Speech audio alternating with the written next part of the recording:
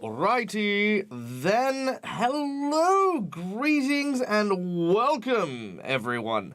How y'all doing? Hope you guys are doing well. Vancouver by night, I can see you in chat, as well as our good friends Calendria, Schooly Eye, Seagard, good to see you. The Phoenix Path is on lurk, no worries, we'll keep you safe while you are lurking. And of course, dear McClover, it's so good to see you guys. How are you? For those of you who don't know, my name's Michael. I'm the Jealous Gamer. This is my place. This is my face. And it's very bright in here. Oh my god. I always keep putting that light on super bright. But today we are chilling out. We're gonna be making some Heroforge minis because I got a lot of stuff coming up, and I was like, man, I really need to sit down and make some Heroforge minis. And I just needed to get it done. So I'm gonna sit here with you guys and help get it done because you guys are an inspiration. You guys will help me, flesh out ideas, and you guys can see what I do. Kind of like how I make these models and work my magic. I say magic. It's very loosely magic. But yeah. So let's start with some of the basics. First of all, I have a game this weekend on Saturday for RUOK. For those of you who don't know, RUOK is a charity it's a charity event, should I say, in which it supports mental health. It's about trying to provide support for people in just day-to-day life, trying to make sure that everyone is doing okay. Because sometimes we just need to have someone just ask us, like, hey dude, are you doing okay? You doing all right? Is things good? And yeah, it just encourages us to ask this question to the people around us. So yeah, I'm going to be doing a charity stream on Saturday to support that. We're going to be playing one of my favorite games, which I know some of you who've been here for a while would know, which is Through the Breach. Through the Breach, of course, one of my favorite non-dice based RPG games, made by the guys over at Weird. It is a early 1900s Weird West adventure where you take on the role of characters who have gone from our Earth to another alternate reality known as Malifaux, where it's kind of like pioneering Wild West meets like kind of Lovecraft horror. It's amazing. It's amazing. Don't suppose I could join? Join for the stream or join to play? Because unfortunately my player seats are filled out. But you are more than welcome to join and come and hang out and see all the things. But yes, the second thing I need to be working on today after I build my characters, or I've started kind of playing around with a couple of them, is I need to start working on some circus performers for my Friday game. So I'm going to be doing that with you guys. And you guys can help me inspire a couple of performers if you guys like. If you've got ideas for people that should be there, then yeah, let me know. Let me know. All right. Boom. All right, so let's start with our first guy here. Now this is a pre-generated character. Ignore that. I was just looking for some inspiration. Okay. But there we go. So this is our first character. Every time I look at him, he reminds me of the reporter from Family Guy. Like the news reporter. So yes, he is a cowboy. His name is Earl. Pretty standard kind of Wild West affair here. So what I might do here is, I've got this as a base, but I might make him a little bit more rugged. So let's harden up his jawline a little bit. Maybe see about, yeah, just making those cheekbones kind of work for me here. Then let's go with a little less like trim cut, maybe. Yeah, a little bit more unclean, you know what I mean? Not necessarily that. You'll be my Huckleberry, Doc Holliday. Let's see. I want it kind of slightly shaggy. I don't want it too, like, over the top. Maybe that one. That's actually not bad. Oh, there we go. That's the one. Okay, yeah. Little shaggy, not so crisscross and that. let's add in a couple of gun holsters. Yeah, this one should be nice and easy. Okay, I think they're sitting a little too high. So let's go into our poses here and just shuffle these down. So this is one of the cool elements about Heroforge is that you can reposition stuff, and just kind of have it fit a little bit more naturally to where you want it to be.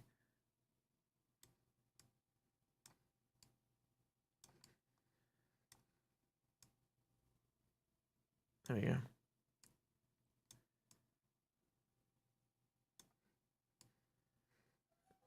There we go. Oh no, I've got the door. Why do I have the door? All right, sorry. I'll be right back. Bear with me. It's probably a package of some kind. And I will return.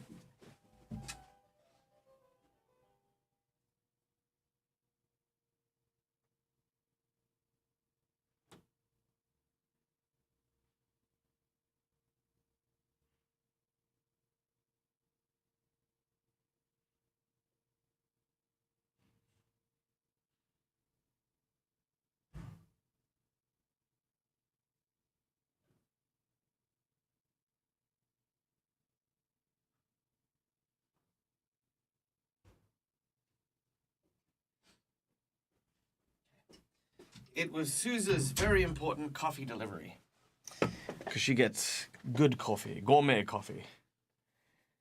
Looks like Rob if he could grow facial hair. He does kind of.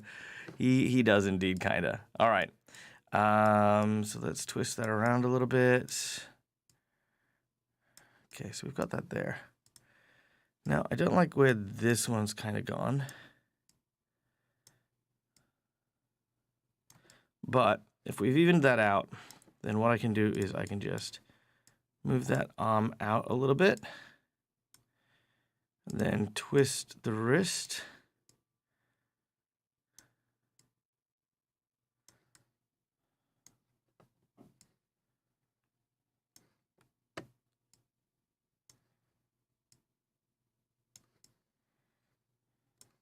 Yeah, I think that's all right.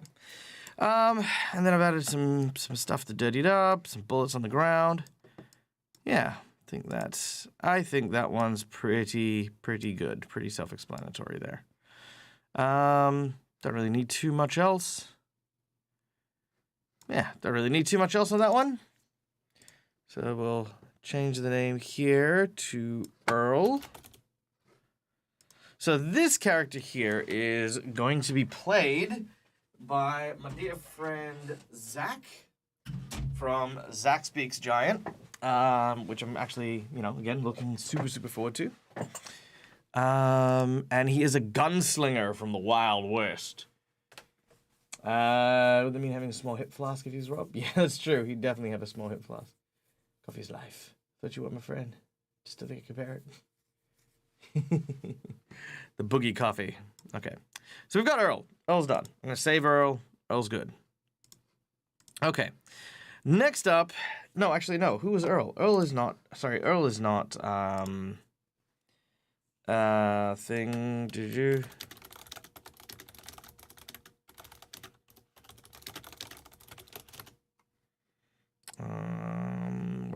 Where is it? My RUOK stream. It was Dark Tales. That's right. Dark Tales is the one who's playing the cowboy. Zach is playing this guy. This is an illusionist that I'm working on. Erp. It's not Erp. It's Earl. Arl. Carl. He's like The Walking Dead when I was a kid. When I was a kid. When I was a kid, because I used to read the comic books, to be honest. Before I read this, the series came out, I was reading the comic books. And it was a lot of fun. It was really good. Really good comic book series. Kind of dragged on a little bit, to be honest, but yeah, it was enjoyable. All right, so Zach Meets Giants is going to be playing an illusionist. Now, the only note I've got here for his character is he wants to be French. So a French illusionist. So I kind of went with just a standard stage magician, but I don't like it. I don't like where it's at. So the catch is how do I French him up? Let's have a look at, I don't know, French magicians. There we go. French magicians.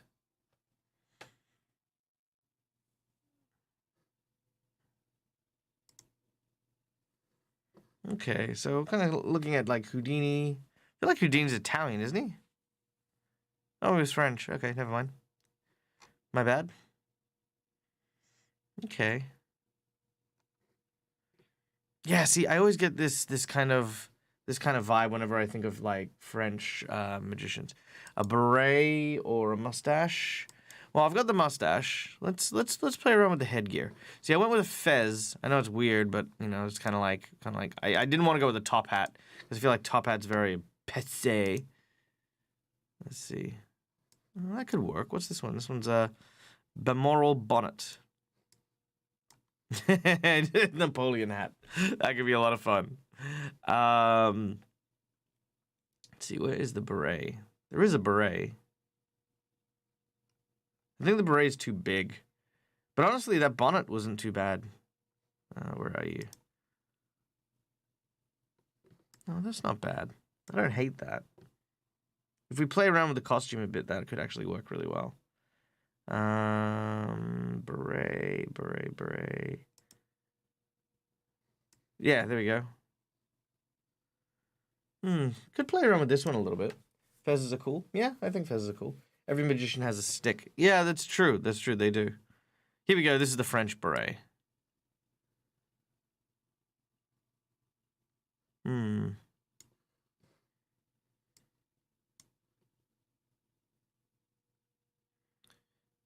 I mean, if he's an illusionist, what if we went with a mime?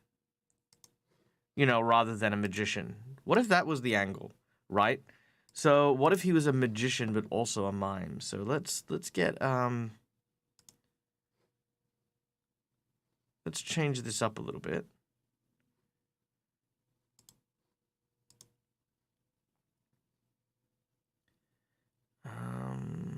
Just trying to imagine a mime in my head. Okay, no capes. No capes for a mime.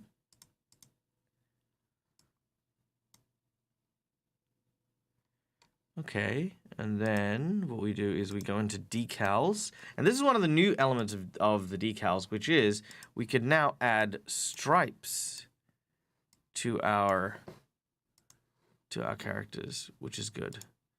So all we need is the white and the black. Okay. And then we need the face paint.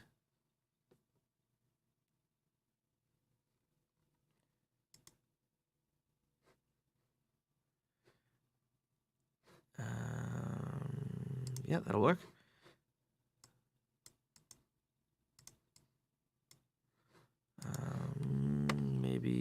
Maybe get some shading on it so that it's not, so he doesn't look so tired. There we go. Beautiful. So we have that, and then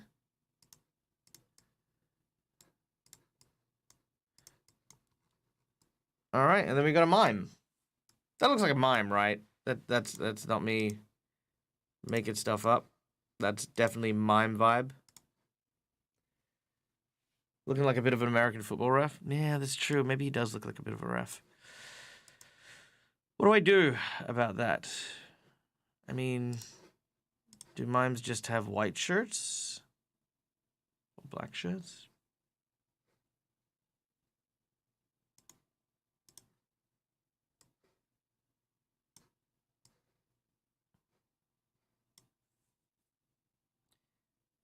Horizontal stripes? Can I make my stripes horizontal?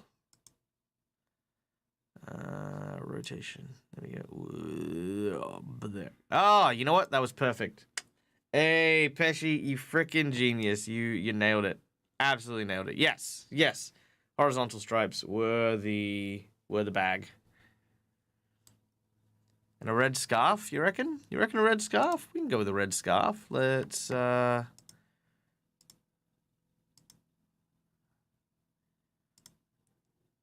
There we go. Les avant-garde, les red scarf. It is, how you say, no problem. There we have a red scarf. Yeah. How are you, Pesci, by the way? I caught some of your game the other night. Your friends going to Alkenstar. Always a fun time. Hope your game is going well.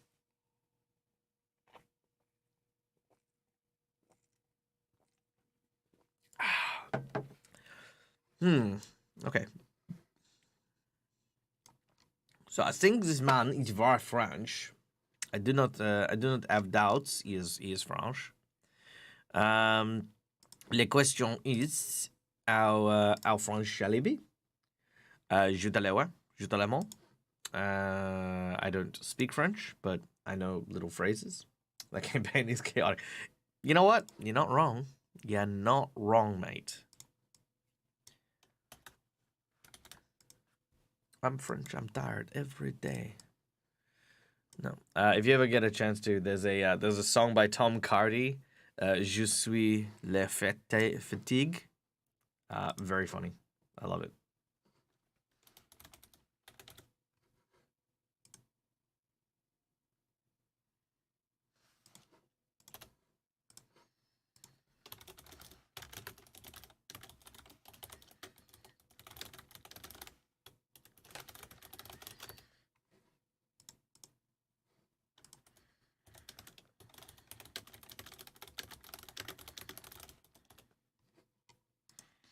Okay.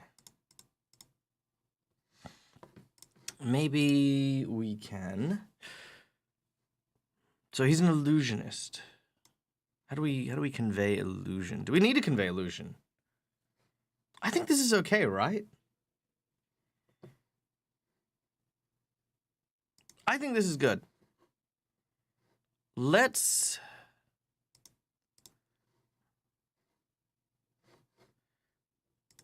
give him some.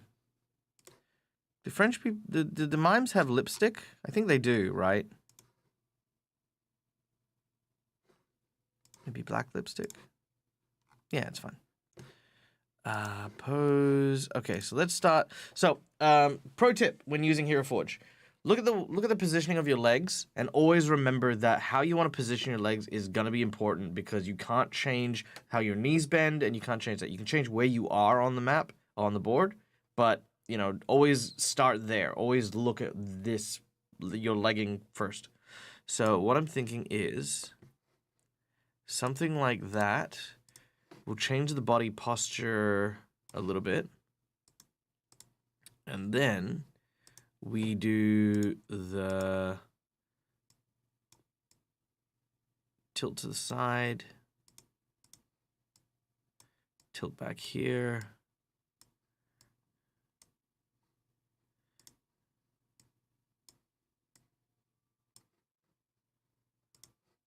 Pull that back. And then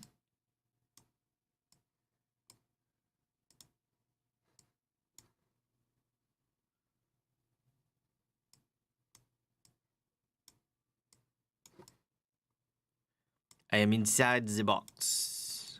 Behold, I am trapped within the box. Ooh, suspenders. That's not a bad idea. Let's see. Can I'm pretty sure there are suspenders somewhere. There's the military suspenders. Is that regular suspenders? No. I think there's maybe a shirt with suspenders. Where are you?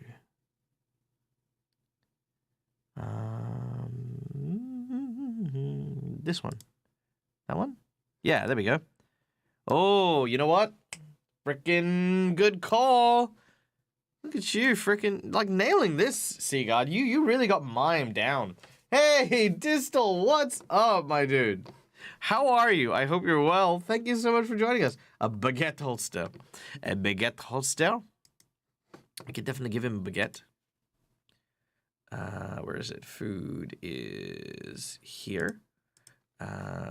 Baguette. Yes, there we go. We have a French baguette. Look, I think there's a certain line. Because look, if someone gives me notes and they're like, I want to make my character this, and I say, how do you want your character to look? And they just say, hold on, wait, I want to read this. Where is it? Here we go. Okay. Very keen on trying out the Illusionist. Ooh, Illusionist sounds a lot like fun. You got an idea of what you want them to look like. Ridiculously French. It's all I got. It's ridiculously French.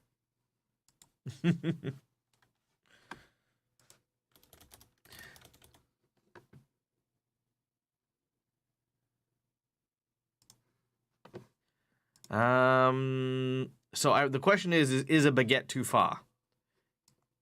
Will he have gone too far? What if I put the baguette in the side? I can't put it on the side. Can I put it on his back?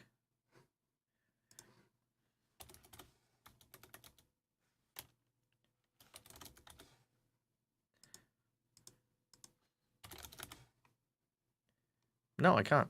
Interesting.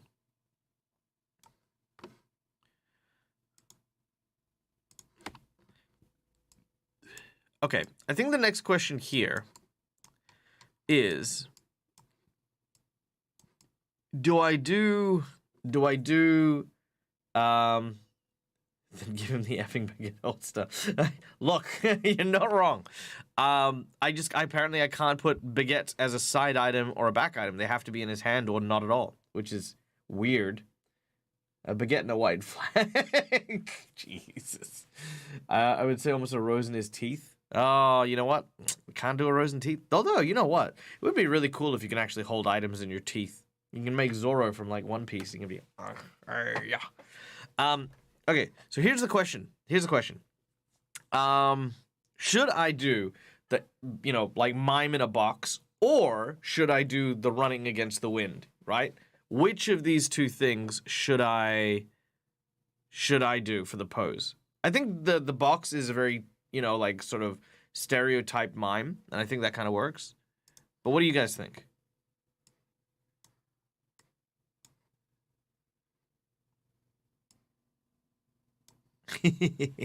That's kind of cute. I do like that. In a box? In a box. Okay. All right.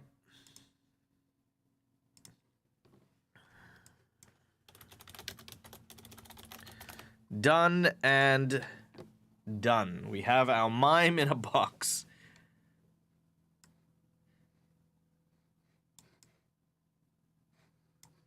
Jesus. Yep. Yep, he's definitely in a box. Oh, mon Dieu, I am trapped in your box. Jeez. You know what? I'm going to add this to the library. So if anyone wants to use it, they can. Tag mime done. Share to library. There. Boom. There you go. Box is creepy. Climbing a rope. Yeah, climbing a rope could be a good one. Yeah. All right. I think we're good with this one. Okay, the new one. So we're doing a brand new one. The next character is...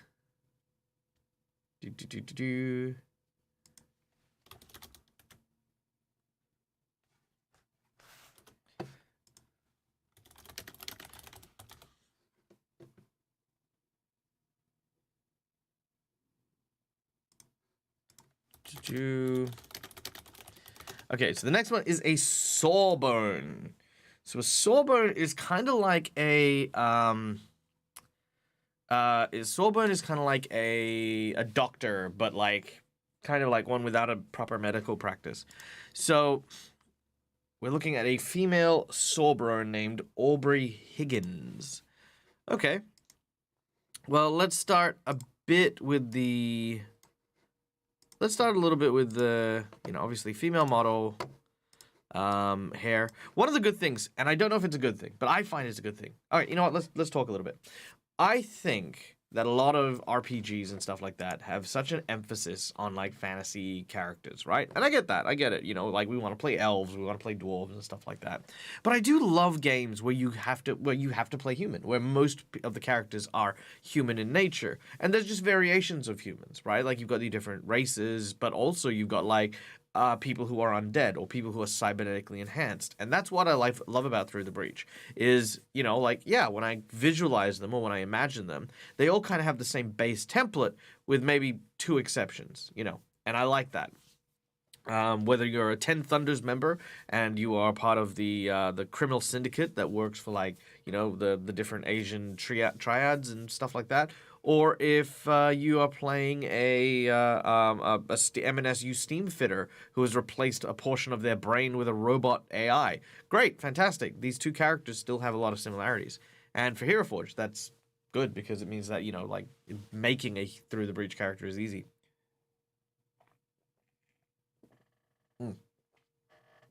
Now, for Aubrey, I'm kind of imagining the bun. Because, you know, when you're doing surgery or any kind of doctoring work, you know what your hair and the blood and guts and stuff like that. So I imagine tying your hair up. That just makes sense. As for clothing, I think having more modern scrubs isn't the way to go with this. I think we need to look at it from, like, maybe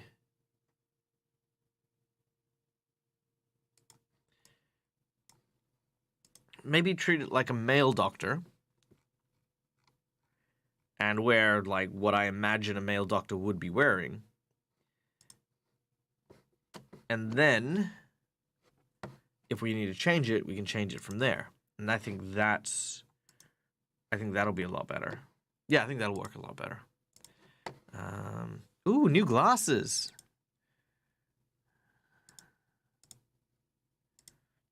Oh, they've thinned them out. So they've got the old glasses, but they've made them, like, they've made the frames a little less clunky. That's cool. That's really neat. Oh, they fixed the monocle, I think. Maybe. Looks like they fixed it.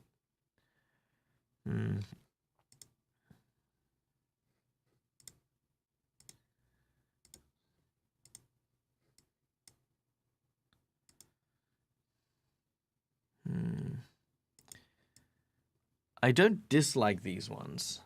What do you think of the glasses? Let me know.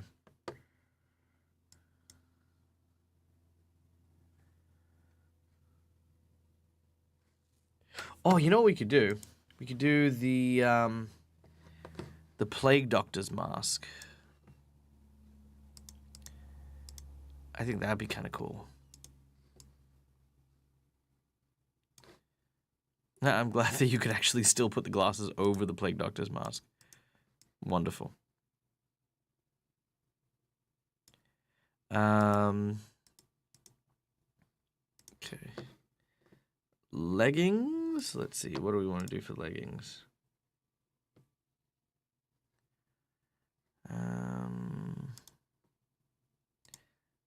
Well, let's remove those for the moment. Those are more like battle leggings. Now the other not requirement, but the other message was like something steampunky.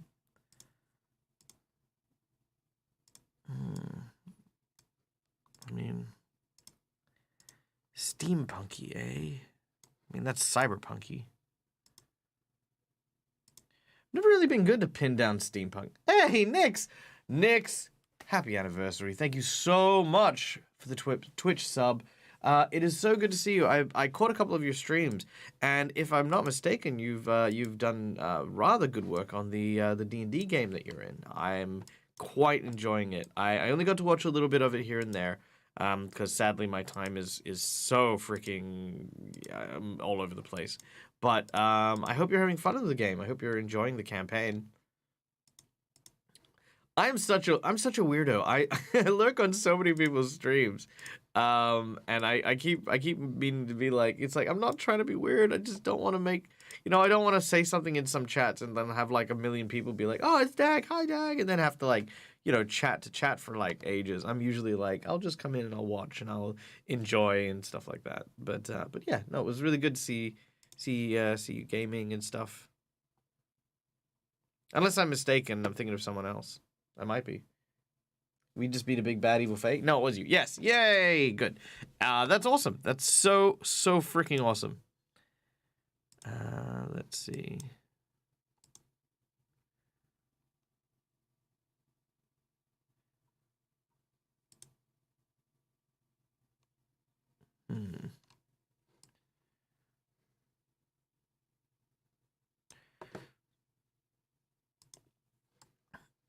I do like that. I do like that apron. I think that kind of looks cool, especially if we make it out of leather. That's gonna come out kind of rad. Okay, gear. Okay, clothing. I think there's some really cool like cyberpunk gloves that we can change up and make them a bit more steampunky. These ones here. I think we can do that. I think feet-wise is a tough one. Yeah, I think we can maybe do something there. Okay. How much steampunk is enough steampunk? I mean, look, the steampunk hat is the iconic, right?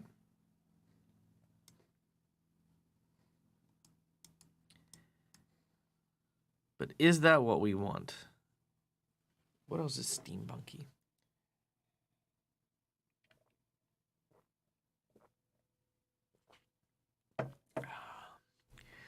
Steampunk.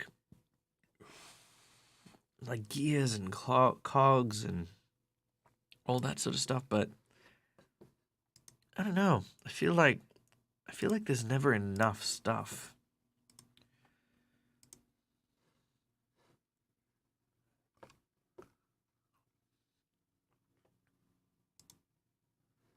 I mean, there's literally a freaking clock handle. Could put that on his back, I guess, or her back.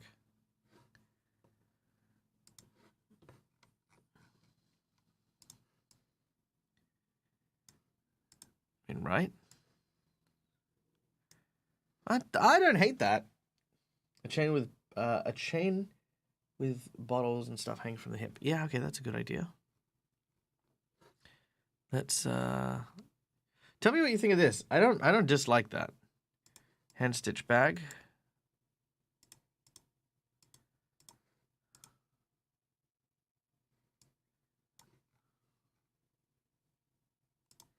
Some vials. Oh yeah, you know what? The vials definitely help.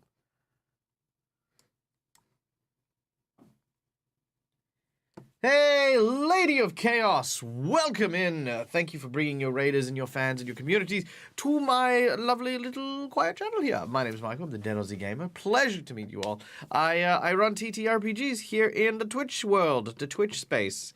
And today we are building up some characters for a show I've got coming up for a charity that's happening on Saturday for RUOK. It'll be at 7 a.m. Australian Western Standard Time, I believe, unless I'm mistaken, 8 p.m. US Eastern Standard Time, where we're supporting some mental health drives. We're going to be playing Through the Breach, which is one of my favorite card-based TTRPGs, along with my good friends Sarah Moore from Gen Con TV, Zach Speaks Giant, Kelly from Dork Tales, and who was my fourth? My fourth was G of D from ABC TV, which is over here. So yeah. How was your stream? Tell me all the things. What were you up to? What went down? While I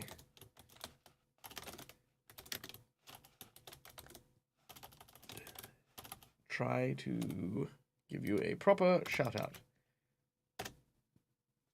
Boom. Isn't that fundraiser on my stream? Yes, it's on my stream, so it'll be here. Yeah, it'll be here. The fundraiser will be here. It's a Tilify fundraiser. I was playing some RimWorld. Nice. Very cool. How was it? I hope you enjoyed it. Yes. Yeah, I haven't played RimWorld myself, but yes, I hope you had fun. What we're doing up here is we're building a Heroforge mini, and we're making it for the characters. Actually, you know what? Let me show you this real quick. I'll show you guys what we're going to do. Don't tell anyone. This is a secret peek at the layout that I'm working on. So this is what we're looking at. So I've already put Earl in there. So as you can see, we got the other players that we're working on. Let's see, where am I? I should be here somewhere. I should probably put myself here somewhere. DAG powers activate. Form of a streamer. Boop. There I am. Okay, so yeah, here we go. Boom. So this will be what it looks like. So we're gonna be putting the characters all throughout, you know, here, so you guys can get that really cool visual. And yeah, that's what we're doing. So yeah, we're making the Heroforge minis for that. Let's head back now. Whoosh whoosh. And this is our what was it called? Sawbone. So Aubrey. Aubrey is a sawbone. So I think we need a. I think as a sawbone you need a saw, right? Like a hacksaw? Is there a hacksaw? Bone saw, maybe?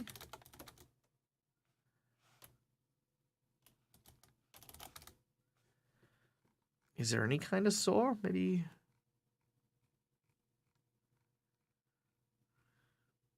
I wonder if there's anything for doctors. There's the Escapilius rod, some of that, some of those. I mean, maybe a cleaver, maybe a butcher's cleaver. Maybe that looks. Oops. Nope, I didn't want that. Gear in the hands, please. Oh, maybe the saws are in here now. Hold on. Let's see.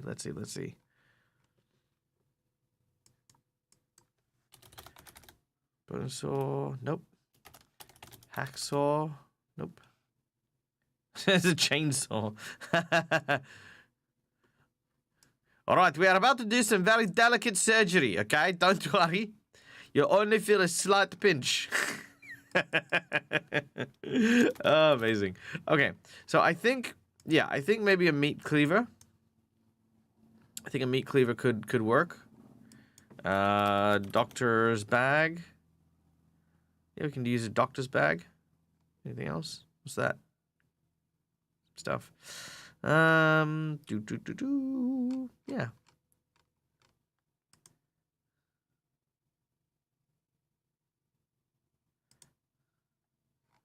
Could be kind of funny if they had a hacksaw were covered in blood, and then I actually gave them like a pot of coffee or a. Do you know what I mean?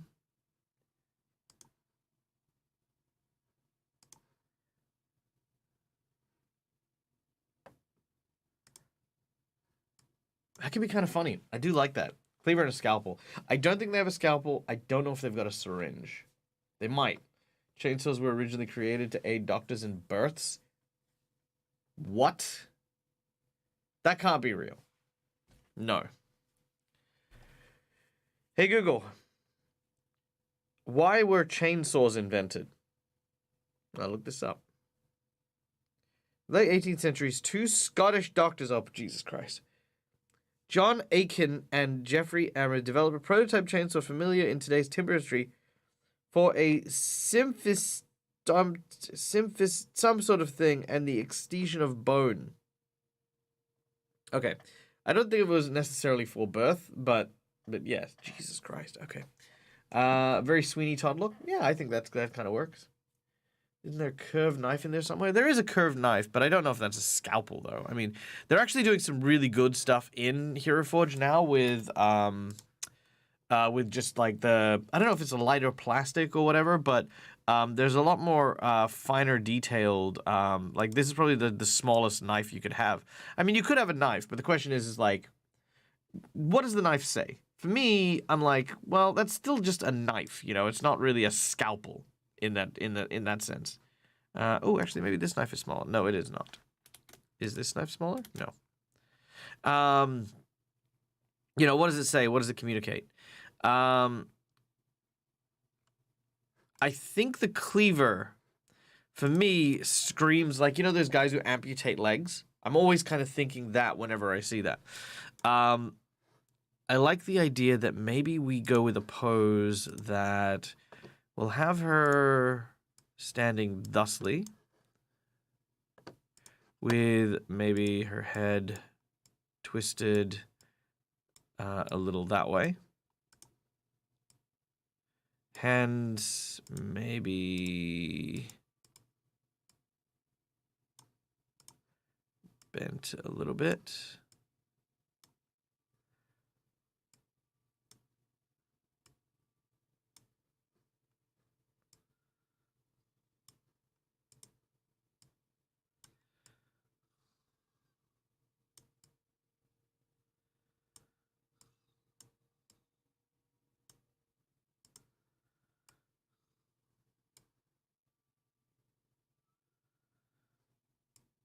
Maybe.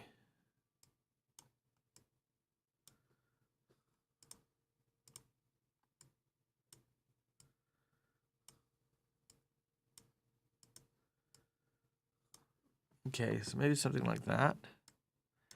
Bent outward a bit. There we go.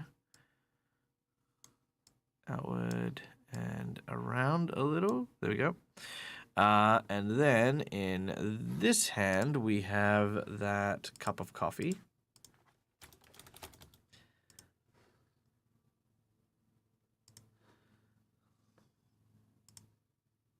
I wish we could do like actual steam coming out of it. That would be kind of cool. Okay. Maybe twisting there.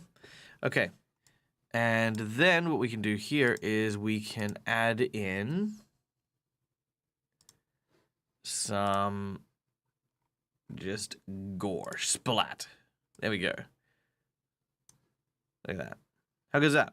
And then what it looks like is it's like just another day in the office. What do you reckon? I think it's really cool.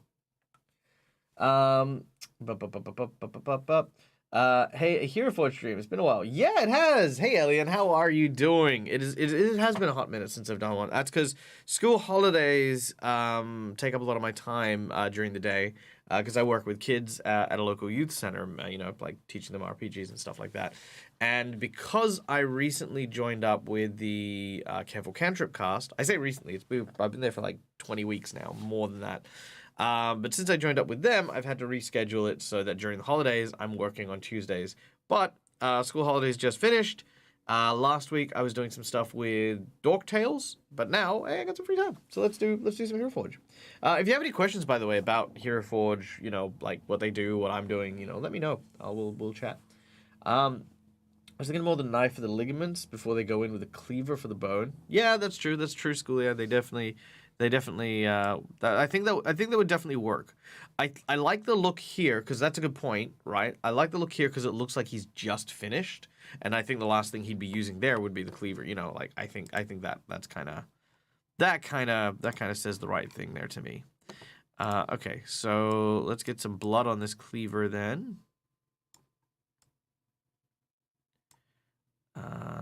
Okay, so just a little bit of finagling here.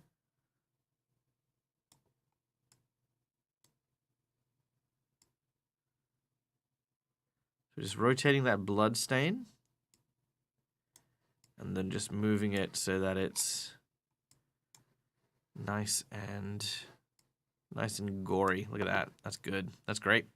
Let's just unclip the hat. Now, here's a pro tip. Another pro tip for making Heroforge characters. Now, what we saw there was clipping, right? And they'll print as it clips. So if you're actually printing your model, right, and you do say that, it'll actually clip, and that's what the hat will look like. However, what you want to do is you want to do what I like to call kissing the model. So that there is still clipped, right?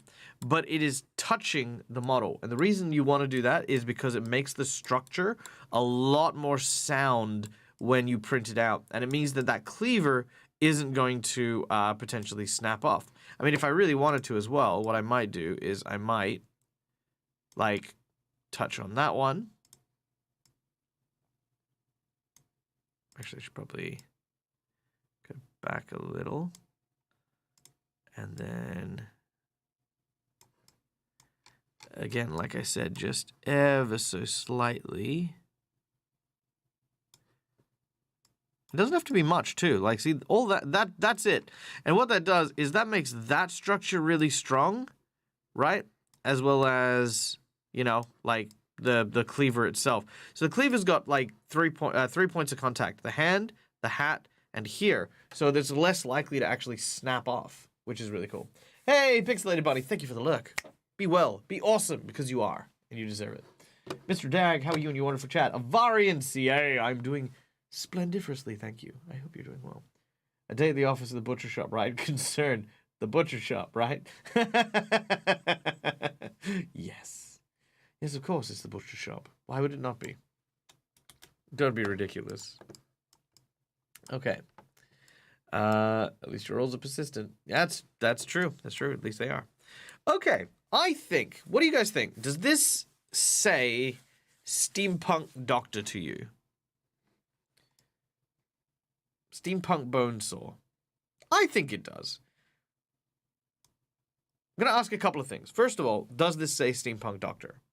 Yes or no? Secondly, is what do you think of the giant clock thing on the back? As far as what it is, right? But I think it adds something that if I took it away, I think it'd feel less clockwork, less steampunky, which is weird. The only thing it adds is the genre, I think. But how do you feel? What do you guys think? Do you think I should keep it?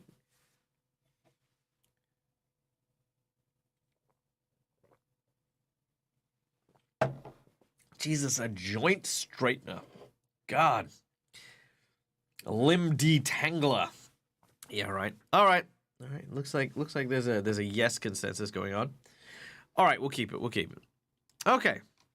Now, let's I want to revisit a few things. So, let's revisit the hair real quick because that's obviously getting eaten up by the cleaver and the hat based on the model's size. So I think something like that could be better, just with the little bangs. Now, I know there's clipping there, but we can angle it so that the clipping isn't as obvious. But I think that just that kind of detangle kind of gives it that feminine look while still wearing the mask. Then let's add in our steampunk stuff. So I think leathers is going to be our key thing, so we're going to use a lot of leathers here. I'm thinking dark leathers for the underneath. So the vest, for example. The gloves, I think. This portion of it, definitely. The shoes, definitely. Maybe the hat even as well. Yeah, definitely the hat. Okay. Oh, and these things too. There we go. We'll just add those ones. No, we'll keep that one there. No, we'll keep those ones. Yeah, maybe that one. And yeah, okay. Okay. Just stick some gears on it and call it steampunk is an easy way. Yes. Look, it's true. I think you can get steampunk with color choices. I would agree. I think that's what I'd prefer. I think the trouble there is trying to get the right colors, but also ensure that I'm not tripping myself up. Ooh, there we go. That's the one. But ensure I'm not tripping myself up and making it just some generic plague doctor, you know. Because that's the other thing. Plague doctors are very Renaissance, and Renaissance is not quite the same as steampunk. But it's very similar, and similar enough that if you don't have that distinction, it's, I mean, I wouldn't say it's a bad thing, but it's like, it definitely makes it so that it looks, you know, like very meh. Okay. I can kind of... Why are there so many pieces to this boot?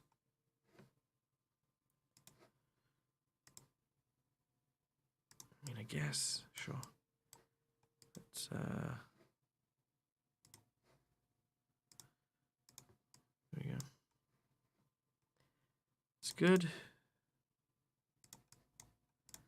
Yes, there we go. Okay, boots are somewhat done. I think that'll do.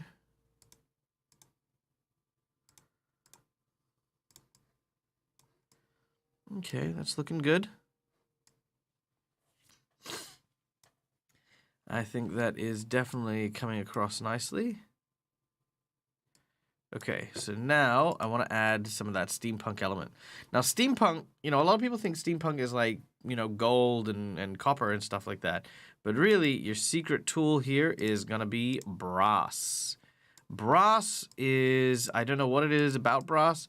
It's so similar to gold that it's so easily mistaken. But brass is always my color of choice for all the steampunk stuff. Brass and copper.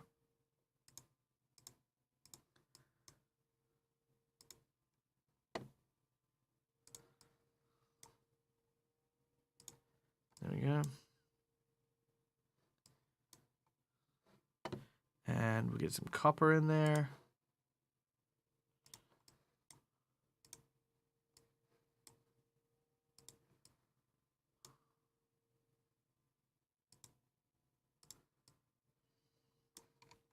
See what I mean? Brass and copper. That's where it's at.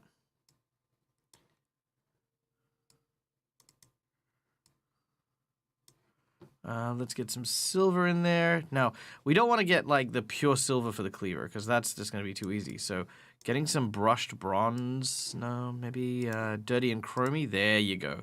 Nice dirty kind of colors. That's going to work well. Antiquated brass does look good though. I think I might use it. Oh no, don't dye the shirt. Okay, so maybe something like that. We'll maybe change those ones to bronze, and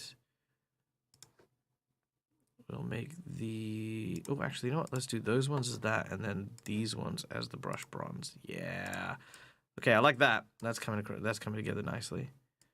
And then...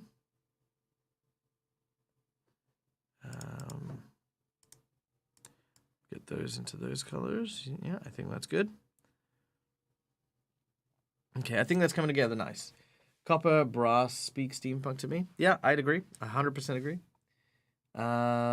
Same metal you find in clocks. I imagine the vial things and gloves having green liquid for some reason. Yeah, we can go with green. So we go to the bottles section. Let's pick. I do like this green. It's kind of like this lime green. Kind of works well. But we can also use this like weird, like kind of brighter green.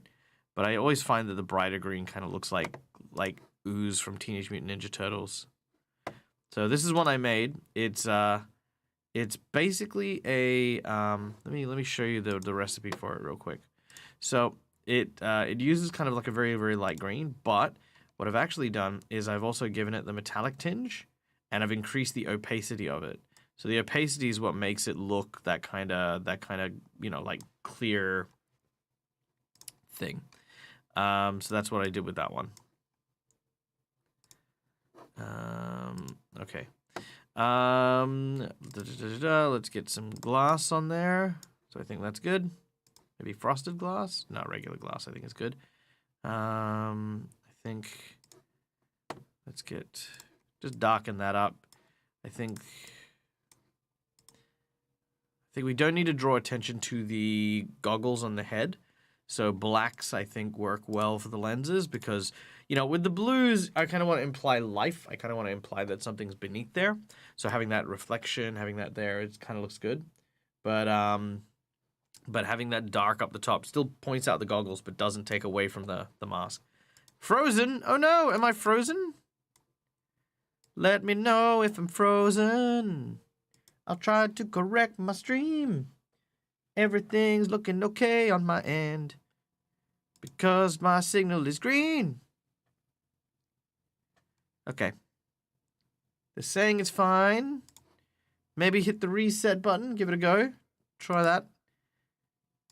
Rose gold. Ooh, I do like rose gold. Yeah. Okay.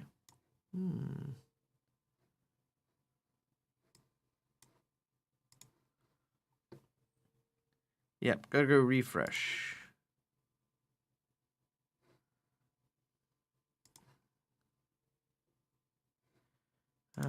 Let's see.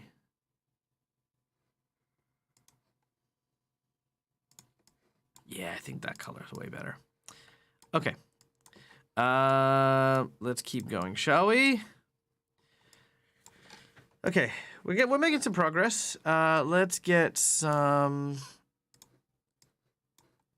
Let's do those. No, actually, no. I want that rose gold again. Yes and yes. Okay. Let's get some leather straps in. There we go. Beautiful. Let's go to the wood. Get some good wood finish on that cleaver. Nice, like that. Okay. I think I'm just about ready to do the hair. I don't know how I feel about the white shirt. I might fix that in a second. But I feel like I need to do the hair to kind of feel how it all matches up. So let's get some beige on that bit there, I think. Oh, I forgot what I used, so let's just copy that and put that there. Good. Okay. And we'll...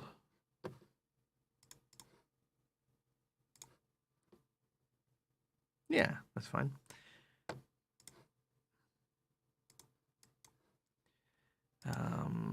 And we'll move that down just a teeny bit and out.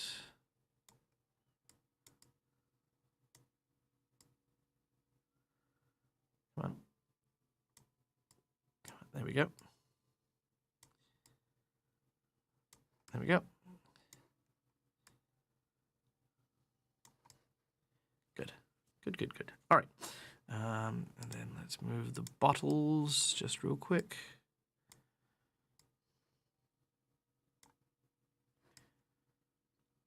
Nice. Nice, nice, nice. Okay, good. All right, let's do the hair. There we go. Laptop's starting to show its age. Oh, no. That's okay. So am I. Ha, ha, ha, ha. Okay. Color of the skin tone. Let's just go with a generic Caucasian, mid-range. There we go. Maybe a little paler. I mean, she is from Britain, or likely Britain. Okay, I like that. I like that.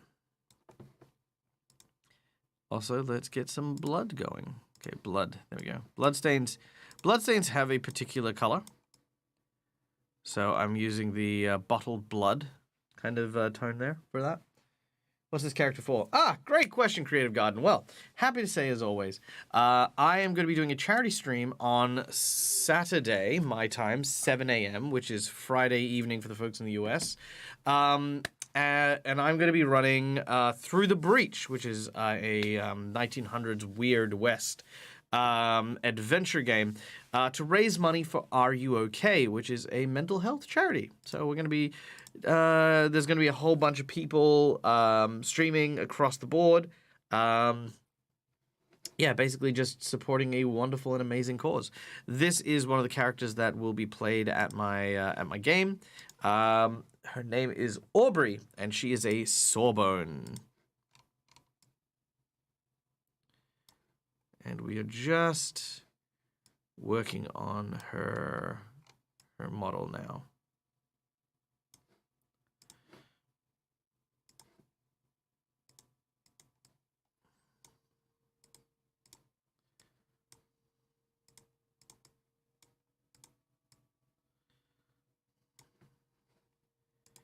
Oh, her ears look a bit...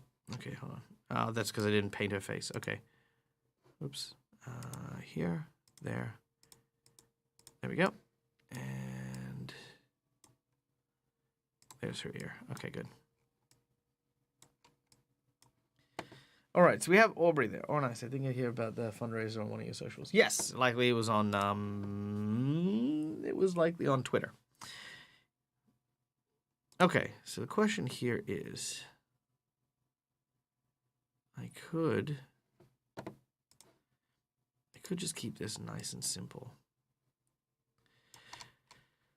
But see, that bit there, that little tiny clip bit is the bit that's bugging me. So I think I'm going to have to let this hair go.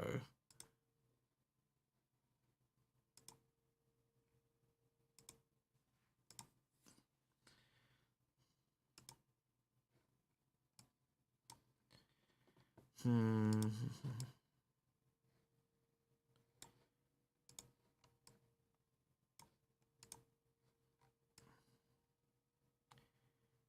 Oh, that's not bad. That isn't terrible.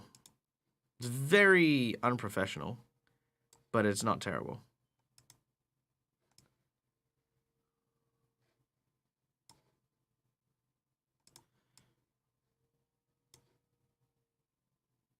Interesting. What do you guys think? Long hair, short hair? Maybe hair kept up? What do you guys think?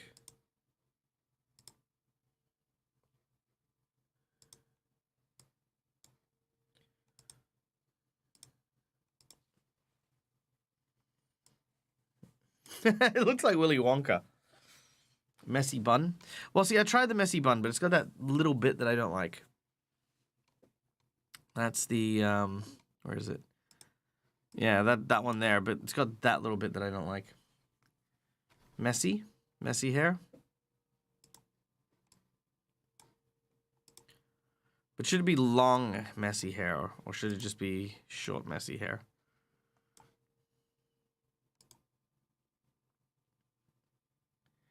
Hair kept up. Doesn't want blood in their own hair while working. Yeah. Yeah, that's not bad. That's not bad. I don't mind that. I don't mind that at all. What do you guys think of this one? Short, tied up. Blood dries in the hair is a pain to clean. Yeah. No, I agree. What do you think of this one? Short enough not to clip into the back of the clocks. Yeah, that's true. That's true. Yeah, I think this is short enough. But what do you guys think? One side? Yeah, you like it?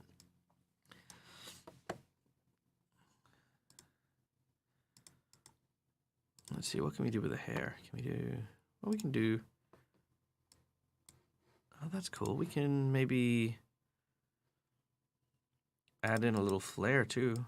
I mean, not that we'd need to, right? But we could...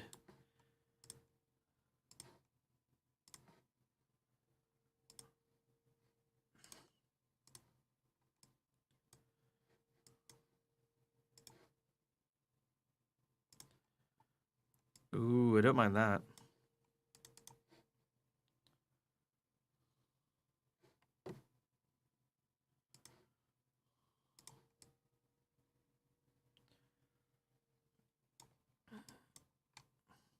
Kind of looks like a cowl, though, thinking about it.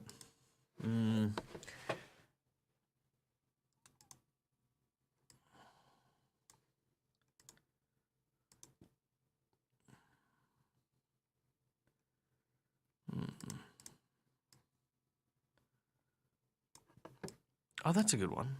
I like that one.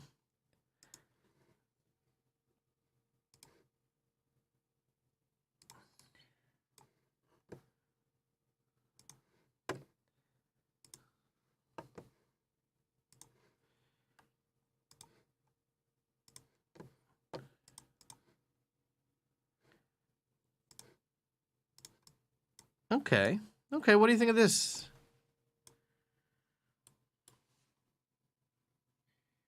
How about that one? I kind of went with the green because it's kind of like that Victor Frankenstein thing. Big Bucky sideburns. I don't know if she'd have sideburns. Maybe. I mean, yeah, you don't see them if you do them. Definitely like the green. Yeah, I do too. I do too. And now that we know that the green is a thing, we know that we should definitely put a little bit more green on here because we want to tie that color in. So let's tie that color in a little bit. So I think maybe a darker green for one of these bottles, then maybe a blue, or definitely not a red.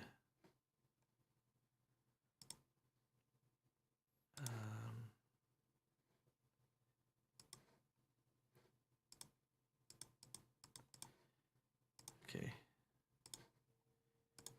Blue and a Actually, a green and a purple might be good.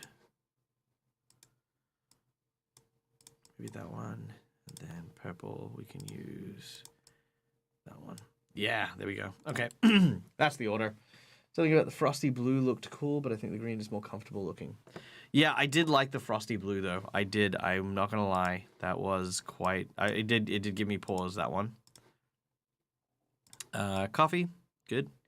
I mean, I think we could just add a little bit more of that brass to the legs here. There we go.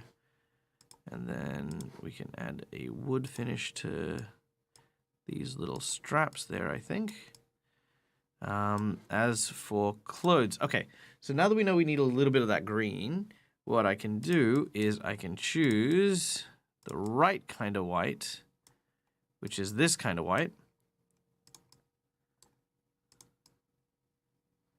which is very different to this kind of white.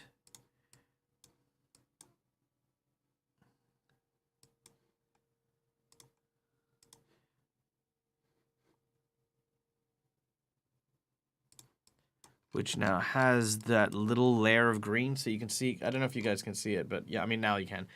You can see that this white, right, has little green rises on it, and that now matches the hair a lot more. So that ties the whole thing together. It's a very subtle detail, but even knowing what type of white you use is like super, super, super important. It's not super important. It's just good, you know. Let's not overestimate ourselves, Dag.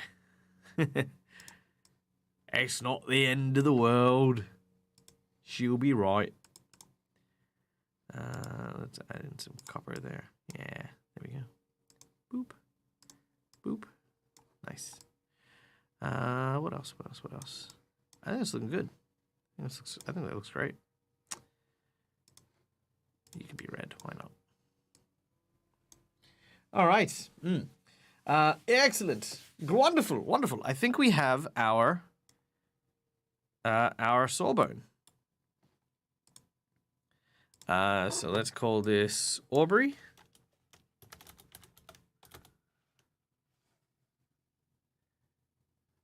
Just the perfectionist bleeding through. A little bit.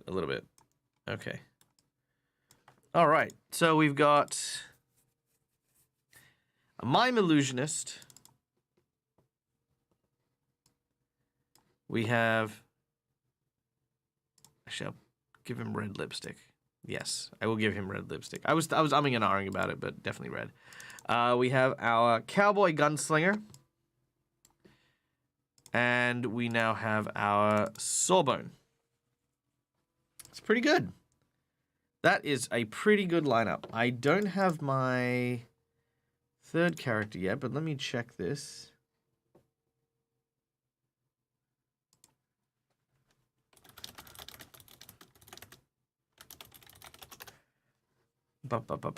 Okay, so let's circle back now to...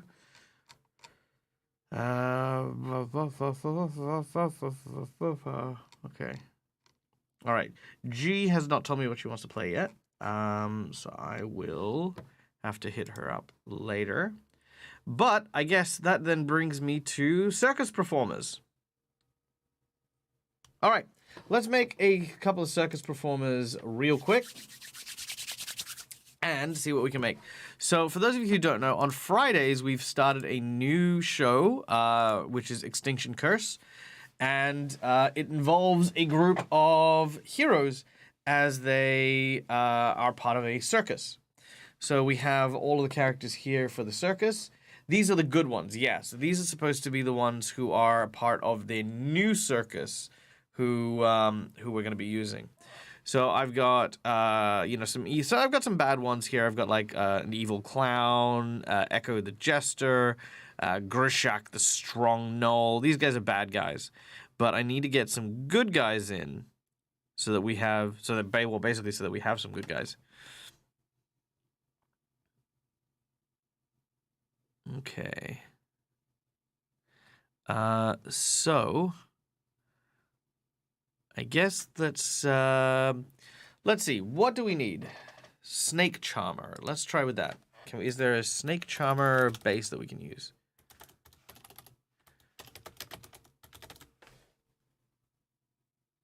Snake Charmer. Solid snakes. Okay, so no Snake Charmers. Okay. So let's go with Dance Pose. Let's see, what's a good dance pose?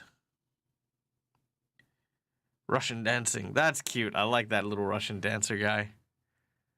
Do do do do do do do do do do. Nice. Oh,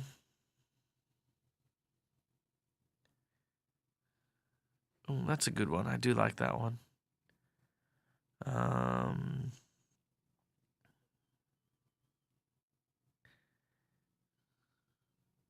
Sassy dance.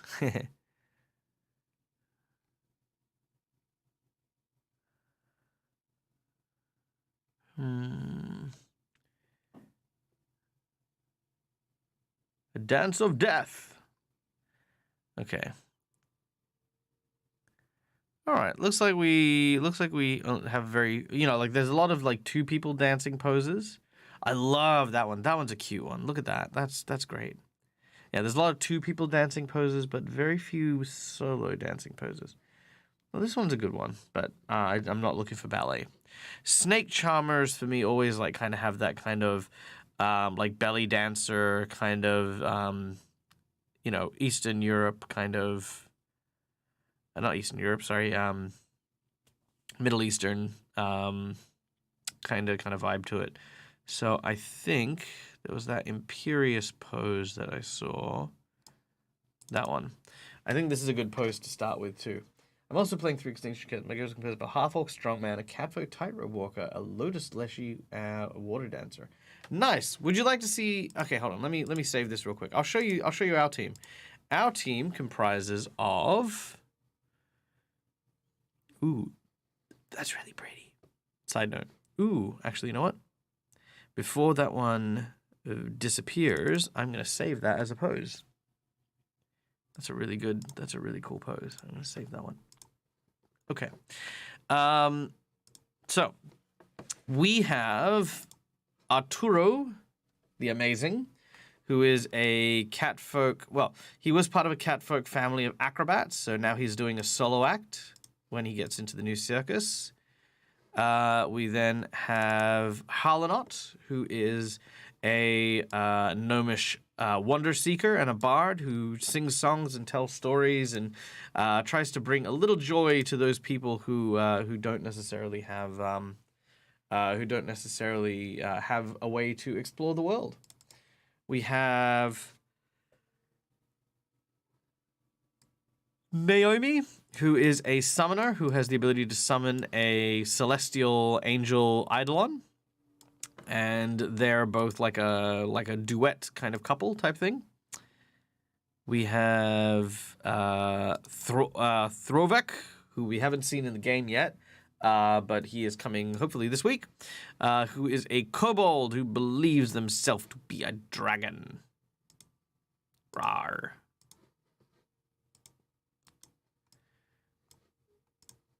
And then we've got... I don't remember the character's name, and I didn't write it down. I think it was something beginning with M. It was something beginning with M that its name is escaping me. What in God's name was it?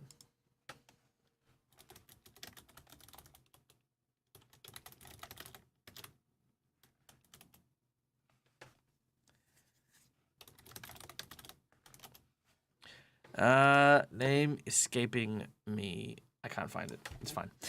Okay, so this is a Nagaji Maisha. Thank you. Yeah, Maisha. Maisha is a Nagaji inventor and someone who does a lot of the repairs on the circus and makes sure all the equipment's working really, really well. I really do like that model, by the way. It's a very, very cool model. And this is Walter, who is a fortune teller. A harrower who uses the power of the cards to divine the future. And then I think that's it. That's the whole group. Is that the whole group? Maisha. Say it wrong. Maisha. Maisha or Maisha? Masha. Masha. No. Yes, that is our group of individuals. It's a big group, big table. Okay, let's get on to the snake charmer.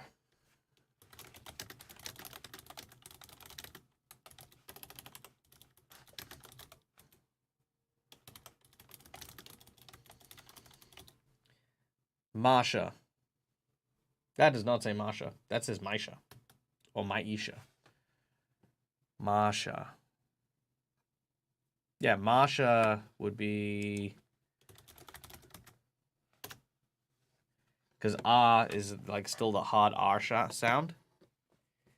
I add the I to it, or A. Maisha. Because I have a cousin called Aisha, who's spelled the exact same way. Aisha, but spelled the same way without the M. But I don't care. However you want to say it. Phonics spelling is always an interesting thing. Are you gonna make models for the circus clowns, or are they just gonna be nameless NPCs? I'm gonna make a key clown, like a notable clown. But then the others are gonna just be NPCs. You know what I mean? Like someone the PCs can talk to who speaks on behalf of the clowns. That's gonna be who I'm gonna make. But first I'm gonna go with the snake charmer, because the snake charmer is gonna be important, and I'm sure you know why. Okay. But I don't want to use the snake charmer in the book. I want to kind of play around a little bit. So I think for the snake charmer, thinking an elven woman. And I've already got kind of an outfit. Actually, did I... Hold on, let me just check. Did I use that outfit for... Let me just jump across real quick. Boop. Biggie and small. Nice. I did not use the outfit. Okay, good. So that's good. I just wanted to see if I used the outfit design that I had for one of the PCs, but I did not. So I've got a really cool trick, which I love, which is this one here. And then I think it's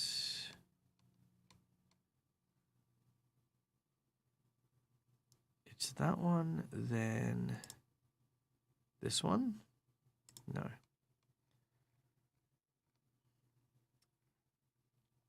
Oh, did they get rid of it? Oh, they might have gotten rid of it. No. Oh, that's fine. That's okay. Damn it. Shame. I used to have this very deep cut that you used to be able to do with the dress, and that was always really cool. Okay, so there's that. As far as the dress goes, there's that one there, which I really like. And then waist. Let's go with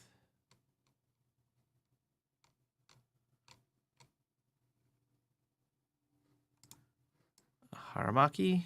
There we go. That looks nice. So I'm semi-surprised the game is going. So I'm semi-surprised for the game. Going to head off for now. Each, given the time here, you should have gone a while ago. Yes, probably should. Have a wonderful day and a wonderful time.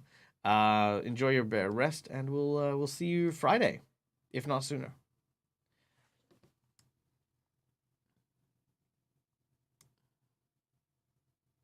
Okay. So I think that's a good start. I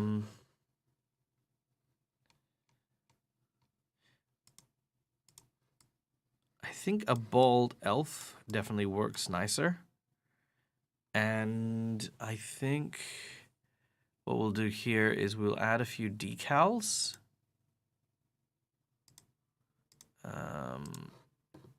So we'll give her those kind of mottled markings.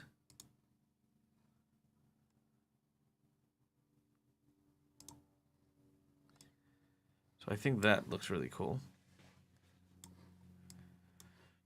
And then what we might try to do, and I don't know if I can do this well, and I do apologize because this is probably one of those moments where I'll go super quiet for a while, is if we can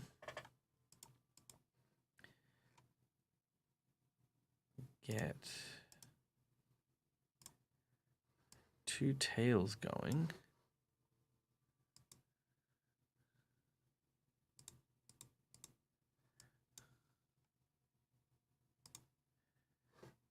We may be able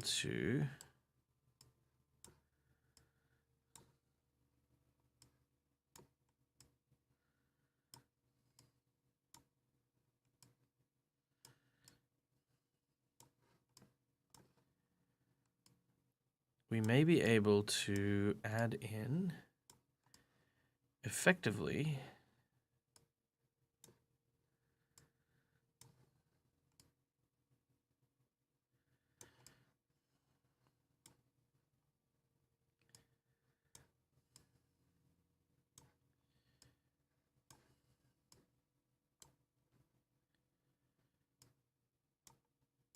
a snake.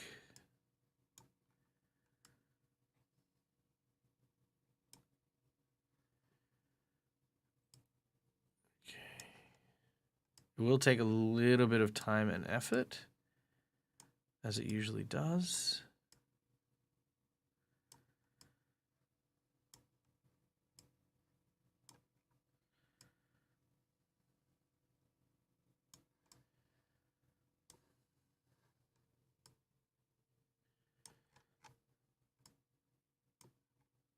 Okay, what happens if I don't get along with her? Nothing. Same thing that happens if you don't get along with anyone.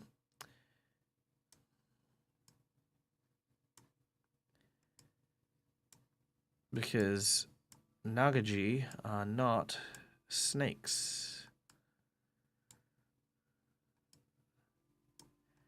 That would be like asking, what if you do not get along with the person who trains monkeys at the zoo?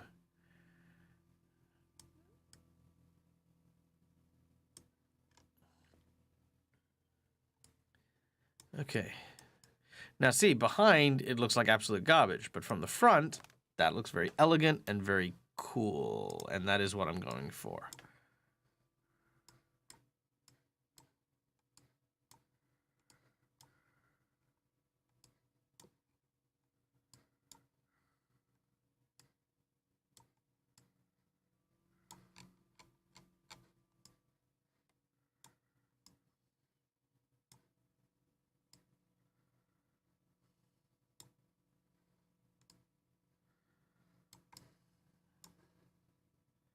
Nope, I went the wrong way on that one. Okay.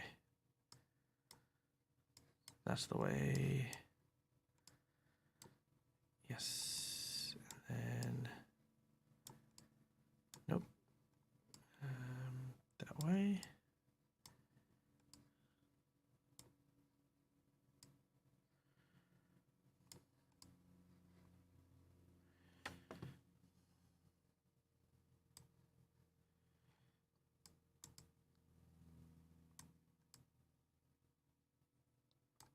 Okay, good, good, good.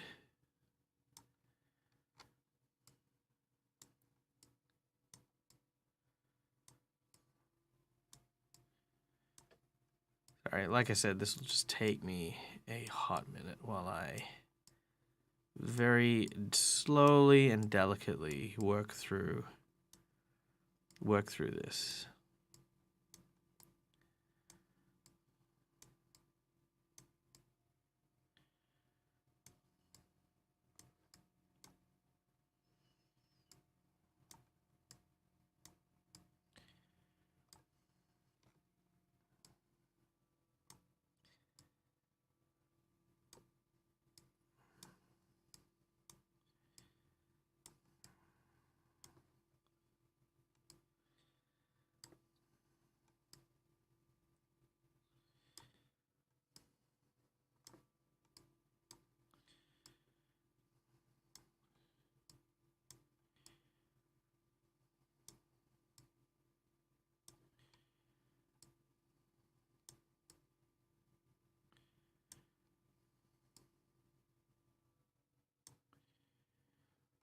Okay, there we go.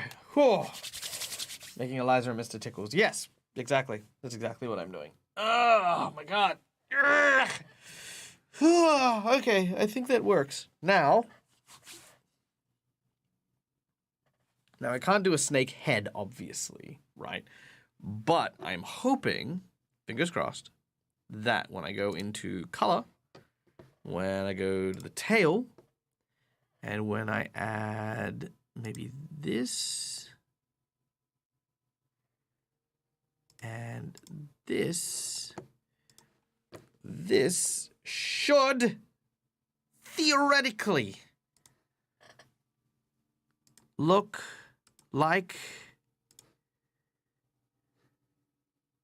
a snake.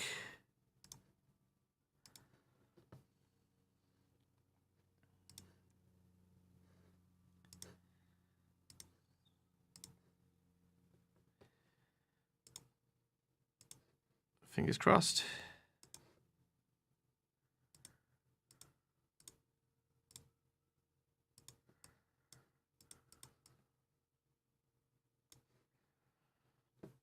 Okay.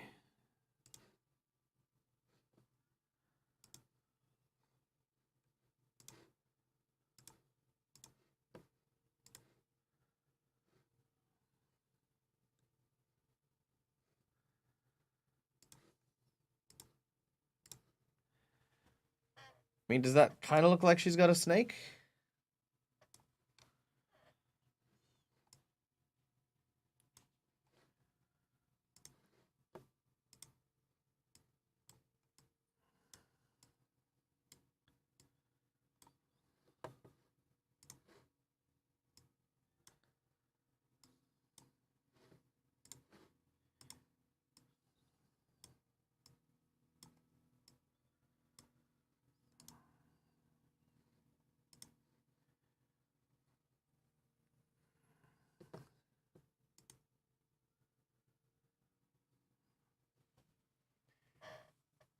Making the snake scales. Yeah, basically. It does look like she has a snake.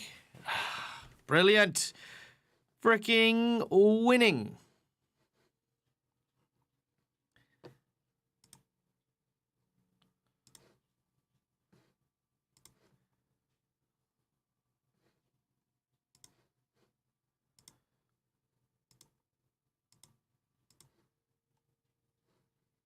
All right.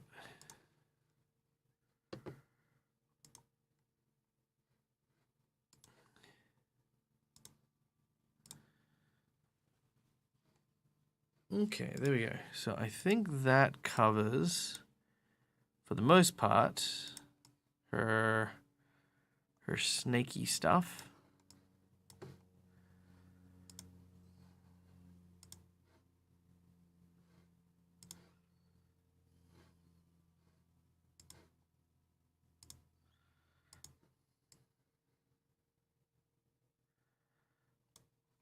Okay, then I need to pick colors. So golds, I think, work well against the green.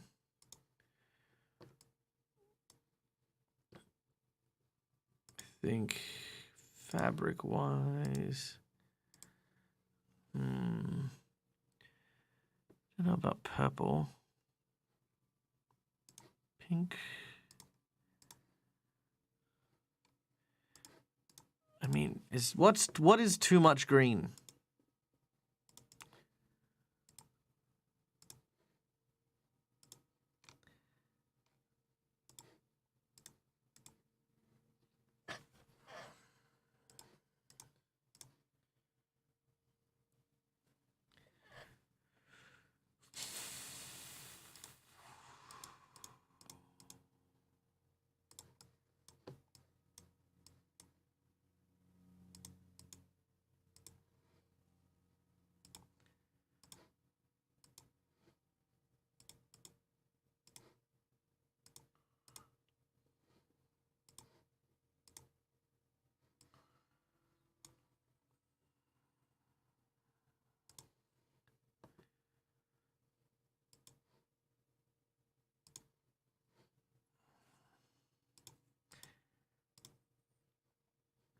mean, does this look good? I don't know.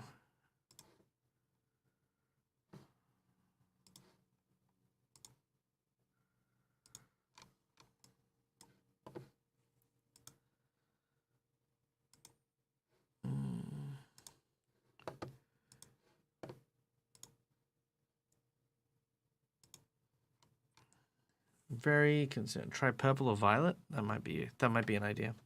Just bear with me while I very quickly put the eye lines in.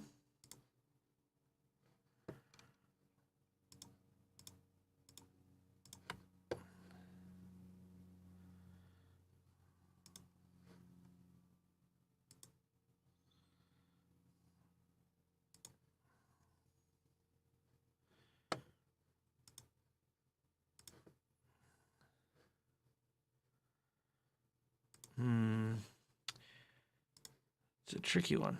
Okay, let's try the violet. Hey, Dice Legends, the Legends. Welcome in, guys. How are you? How was your stream? Welcome. My name is Michael. I'm the Dead Aussie Gamer, if you don't know who I am. We are building some Heroforge minis, and I am building currently a snake charmer for my Friday Patreon game. So I hope you guys are doing well. Hope you guys are having a freaking awesome time. Hey, Maddie Holmes, good to see you. Welcome in. What were you guys up to? If it is, if my mind is serving me well, I would say that mayhaps you were doing some world building.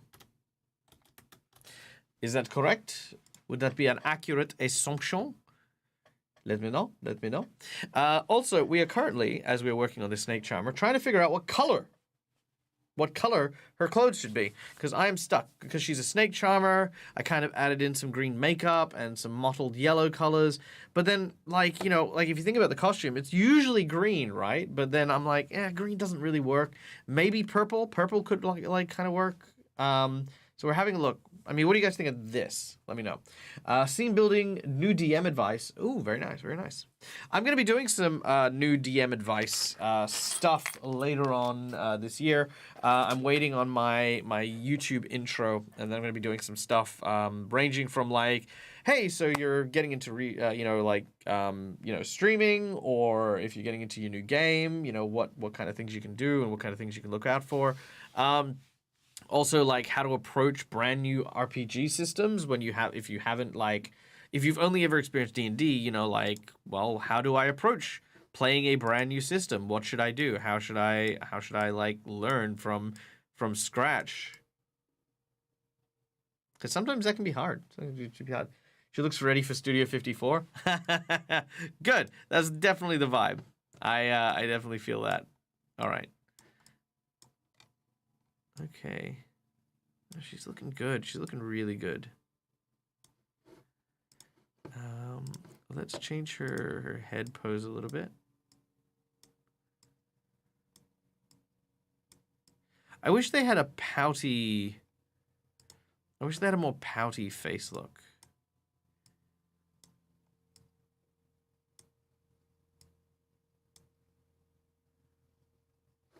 Yeah, that's kind of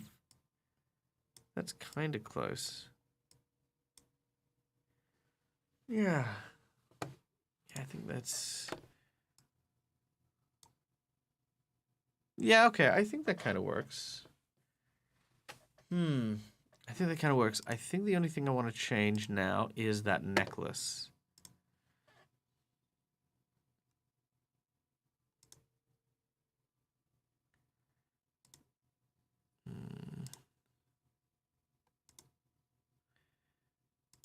Oh, I don't mind that.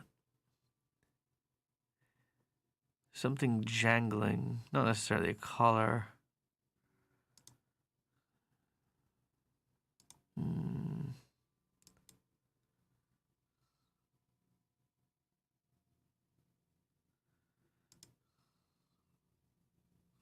Interesting. A long necklace, like that one. That one's kind of a good one.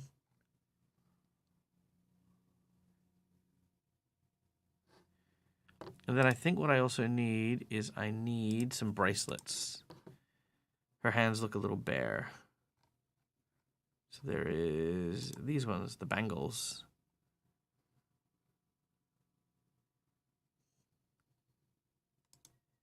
Banded metal cuffs. Those are pretty good. Those are nice. Braided. That does look nice as well. Oh, yeah, no, that's it. Yeah, I was thinking the choker. I was definitely thinking the choker kind of looks nice too.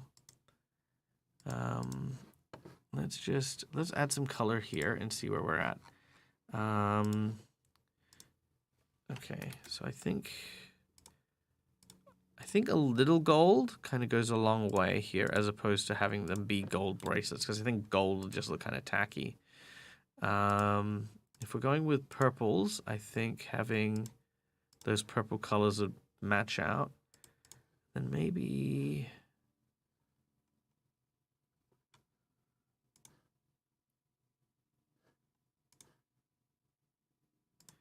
yeah, that blue, kind of almost matching the blue of the serpent. That kind of works.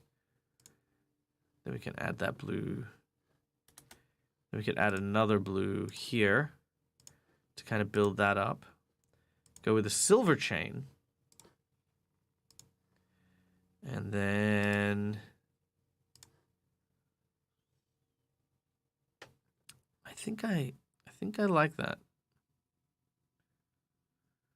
Maybe separate those a little. No. Nope, didn't like that.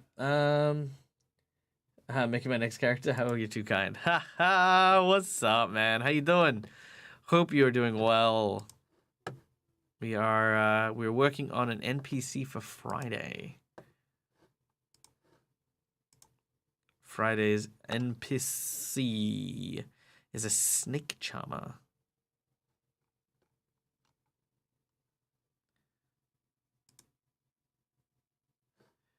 Oh, that's a good one. I like that. Ooh, I do like that. Do I want it to be red, though?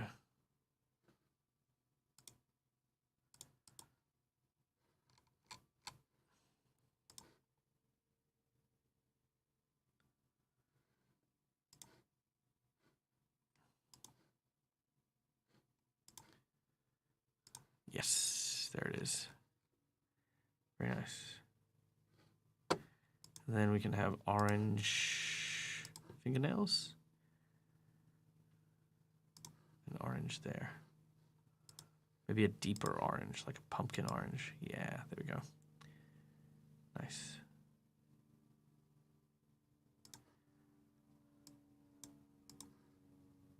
I like that. What was the Wednesday game? I could probably look up, but easy to ask. Wednesday game is... let's try the green lipstick. All right. You a sight for Soraj. Aha, good one, B-Town. How are you?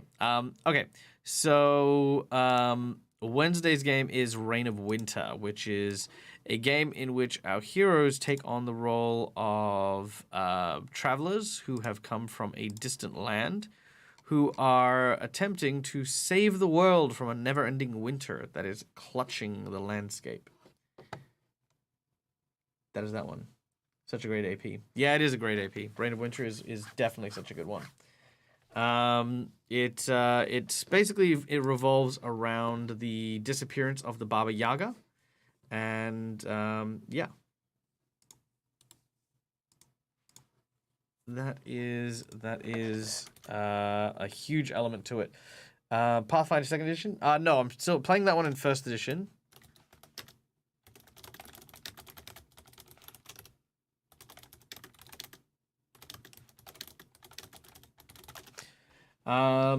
Yeah, no, we're playing that one in 1st edition Pathfinder and having a great time with it. Right now, our heroes are into book 2, and they've just managed to liberate a small town from a evil castle, and now they're on to tracking down the Baba Yaga's hut, which they're journeying to Whitethrone to do.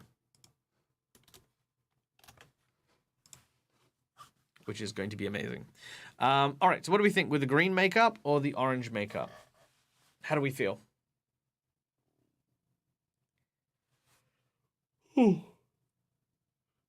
Also, Brune, while I remember, hold off on that for a little bit, because what I might do, depending on how things go, is I might maybe look at opening up another game session during the week sometime. So I'll need to see where my schedules are and what's going on. But there might be some room to do something if there are enough people who are interested in doing a different game. So we might do something. We shall see. We shall see. Give her a glass of wine. Well, she's a snake charmer. I mean, should she not have a glass of wine? Why not? Let's see what it looks like. Wine glass. Wine glass. Is there a wine glass? No. Goblet, maybe? There we go. So if we give her a goblet.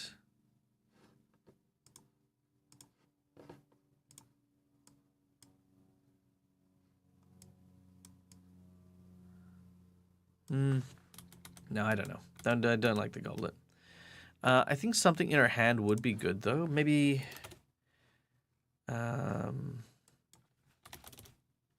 maybe... like a small crystal. That's kind of cute.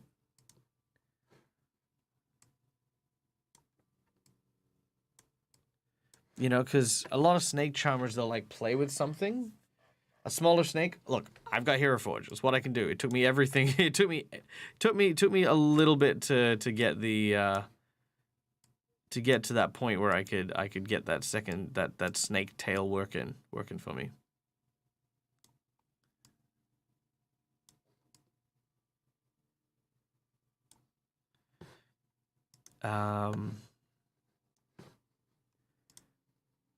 So I'm not going to push my luck with a... There we go. Boom. I think that works.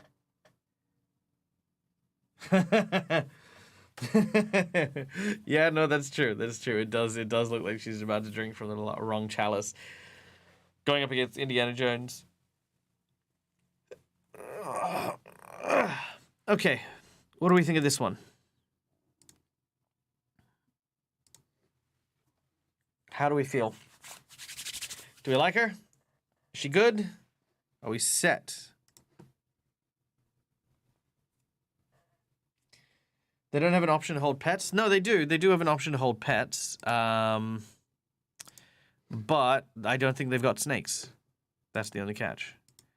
So I can hold any of these things here, which include a frog, a squirrel, a robot, a little robot, a crow, a rabbit, a penguin, an owl, a hawk, a tinier frog. I do like that frog. A duck, a starfish, tiny little sparrow, a tiny little dragon, a rat, a turtle, turtle, a meerbat, which is a meerkat bat, a regular meerkat, a tiny ghost, and a fairy. So yeah. So in answer, yes, you can hold pets. No, you cannot hold a snake.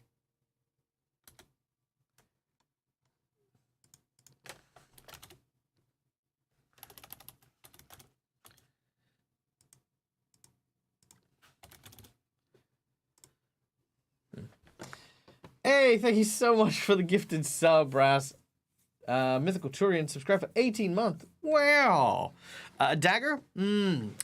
I think a dagger has connotations that I don't want to give. Which, again, this is a performer, you know, like an entertainer, you know, and that's kind of the vibe I want to give. I don't necessarily want the, you know, she's not supposed to be like a dangerous adventurer. She's supposed to be a performer who, you know, who works with snakes.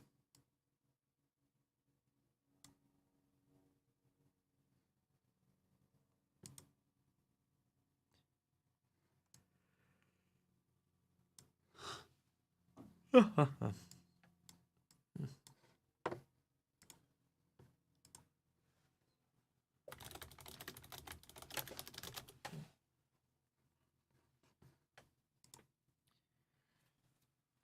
don't use whips on snakes, though? You do not use whips on snakes. Take the hand down a bit with the ball. Like kind of that way.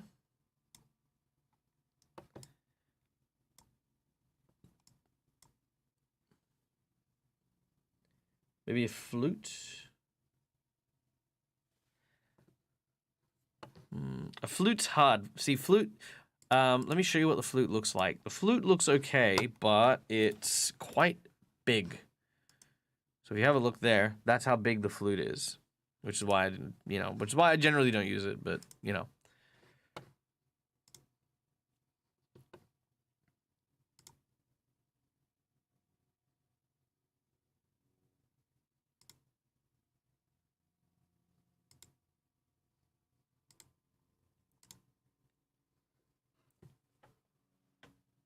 It's a little bit of...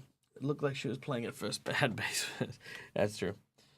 Like a champagne flute. Oh, right. No. There's no champagne flutes. Sadly. Oh, sadly. All right. I think I'm satisfied with where this is. I'm satisfied with my services. So I think we'll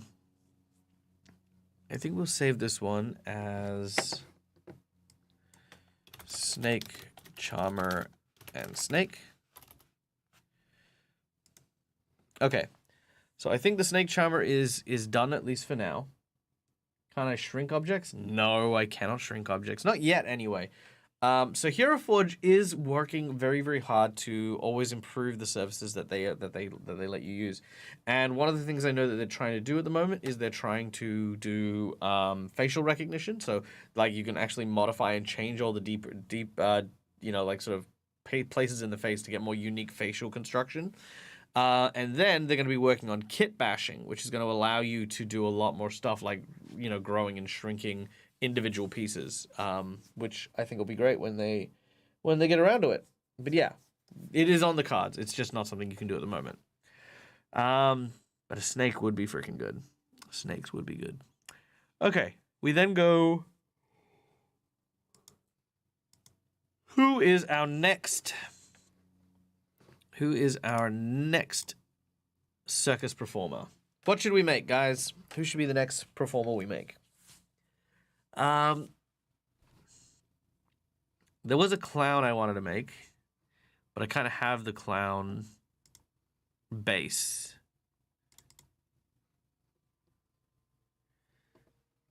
You want to do the clown? Okay, let's do the clown. So, don't ask me why, but I made an alien space clown. And so what I'm going to do here is we're going to just ungorify him. So we're going to remove that clothing. We're going to remove his creepy overall. We are going to change his teeth back to being regular teeth. We're going to change his eyes back to being regular eyes.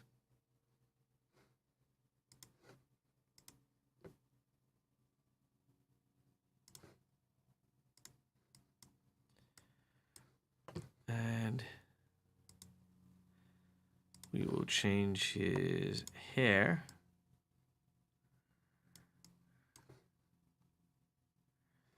to be there. Okay. So, it was so creepy. But you know what? Like, you start somewhere. Okay. So I've got a clown. I've got a clown. But how do we make him a little bit more than generic? One of those people who do the stunts in the back of horses? Ooh, that's a good one. Maybe, yes. No, we will definitely do that one.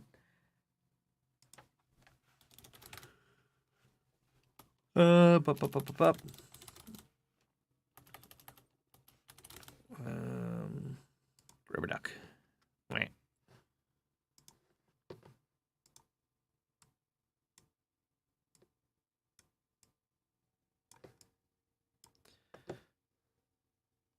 All right. So, what do we envision for this clown fella?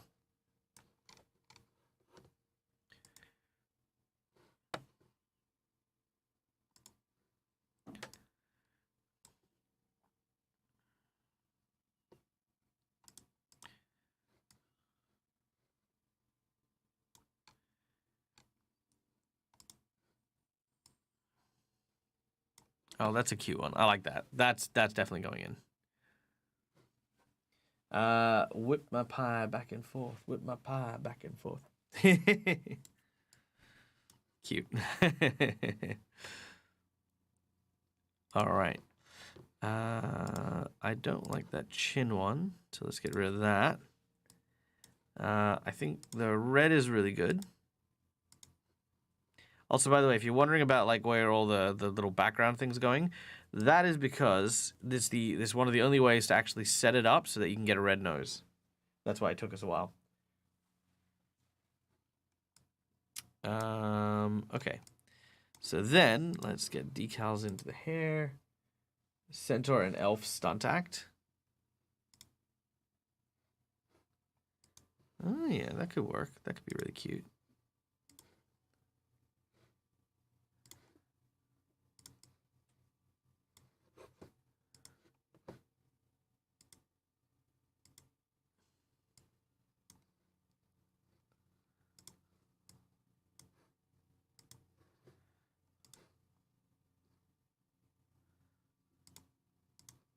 Okay, there you go.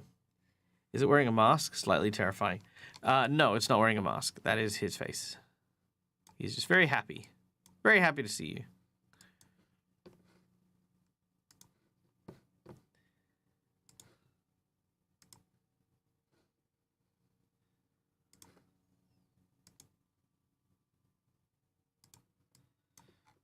Okay, there we go. So now, just bit by bit, you can see just the slightest changes, how it, you know, like, has changed completely from the original creepy circus, you know, dude. Very happy, slightly unhinged, borderline terrifying. All right, let's see if we can get rid of the unhinged element to him, shall we?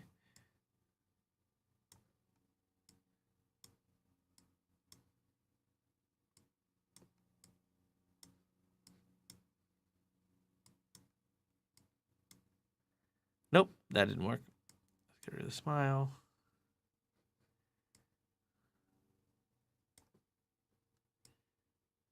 Smaller.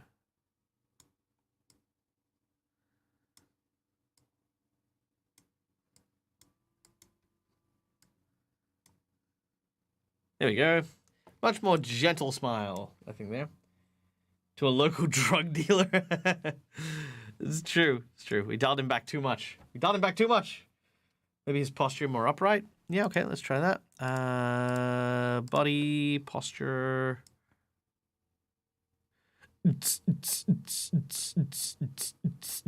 Sorry. My bad.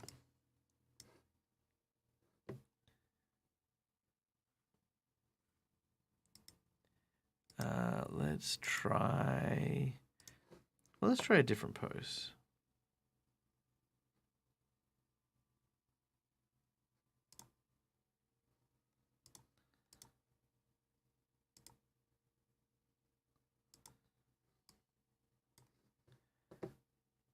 Oh, that could be fun. What if we... I hate what that did. That's ugly as hell. Damn, and you know what? That'll actually make me not want to do this.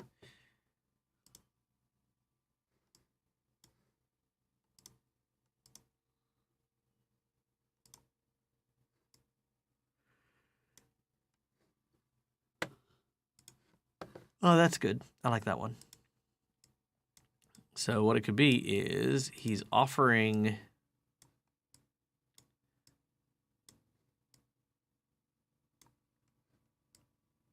He's offering the rubber duck to someone.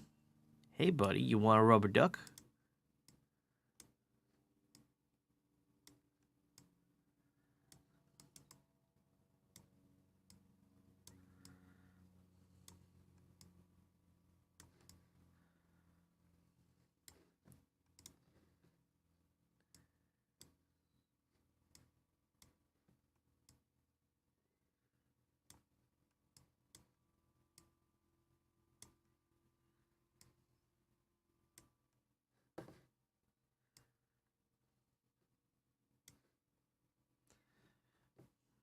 Okay, there we go. And then, what if he had the pie behind his back like a cartoon character? Okay, let's try that. Okay, hold on. Let's save this first because I think we got pretty far with that. Okay, so if we had it behind his back.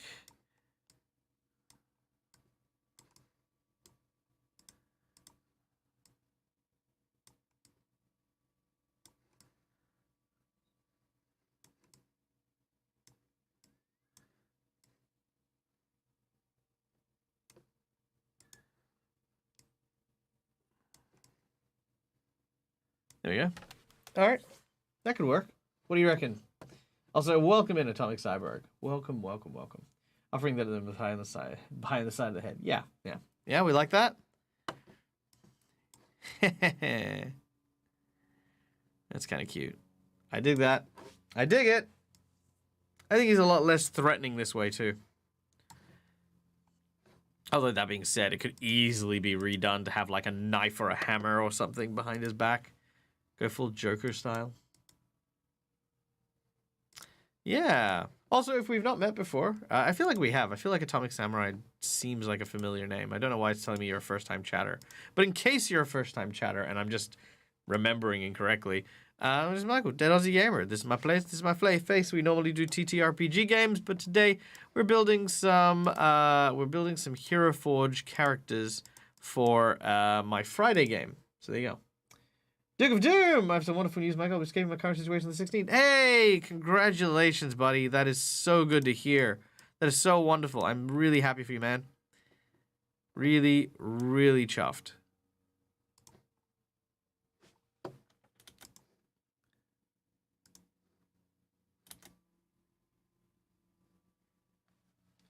I've seen you playing in someone else's campaign before, but I don't remember where I saw you. Maybe it was in the chat. Maybe. You know what? Look, it's really weird. I always tell this to people. I say, like, I hang out on my chat, and my channel is, you know, less about me becoming a celebrity and more about, like, I like doing stuff, and you guys, you know, like watching me do stuff, so we're gonna do it together. And the thing is I think for me, if ever I get to a point where I don't recognize the people in my chat, I feel like I would feel like I'm doing something wrong. I would feel like, you know, like, well, like, hold on a minute. What do you mean I don't recognize this person that subscribed to me for like 20 months? You know, it's crazy. And, you know, I'm like, no, I don't want to be that guy. I don't want to be that person. If you come to my chat and hang out and I get to know you, I'll get to know you. I'll get to know, you know, what you like, what kind of shows you want me to do, things like that. Rob streams, probably Rob stream. Look, I stream with everyone. Quincy, Rob, Careful Cantrip, you know, How to Be a Great GM, you know, One Shot Questers, you know, Cantrip Cast, whole bunch of people I've done stuff with, you know, like, you know, I see a lot of people. But I do tend to try and be quite familiar with people. All right, I think our clown is done now. So I think with our clown now completed, who looks kind of cute, we'll probably give him a name. Probably give him a decent name. Oh, Mandari. Ooh, that actually does remind me. Guys. Give me a second.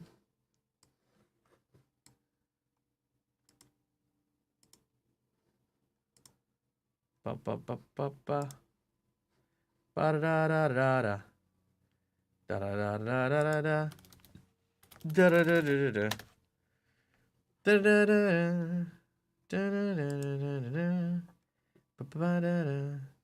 Da-da-da-da. All right, here we go. Guys. Have I been learning any new systems? Well, it's funny you mention that. Because, ladies and gentlemen, can I tell you about this? The Path of the Immortal, a guide to ascension. A system-neutral pocketbook with rituals and requisite components for would-be gods warning against the perils of lichdom. Well, I feel like that's a personal attack, but for those of you who don't know, this is done by our dear friend Mandari! Yay! So Mandari is actually doing her own Kickstarter. I'm going to put the link in the chat. Go forth and check this out because she's a wonderful world builder, a wonderful streamer, and a wonderful friend. Highly recommend going and checking this out. And like, what? It's like $25 for like the freaking stuff. $30. Collective retail, all gone, $20. Wow. Wow. Wow, all the stuff's going away. Oh no. There you go. That's all Mendari stuff. What is this? Unique narrative manual. The guide reads step by step to ascending to godhood. There you go. So, if you want to ascend to godhood in your games, go and check that out. I'm going to give Mendari a little, like, here. There you go. Calling me a basic lich. Well, I see how it is.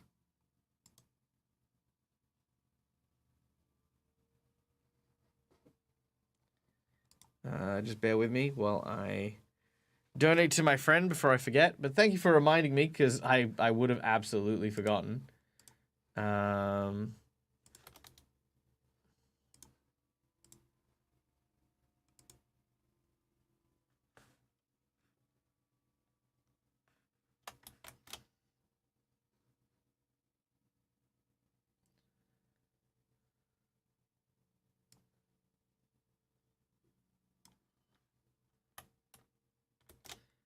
There we go.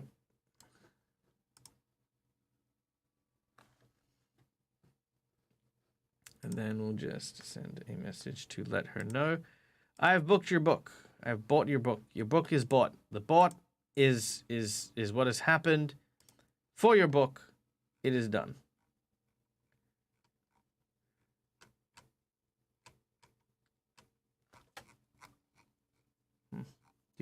Do.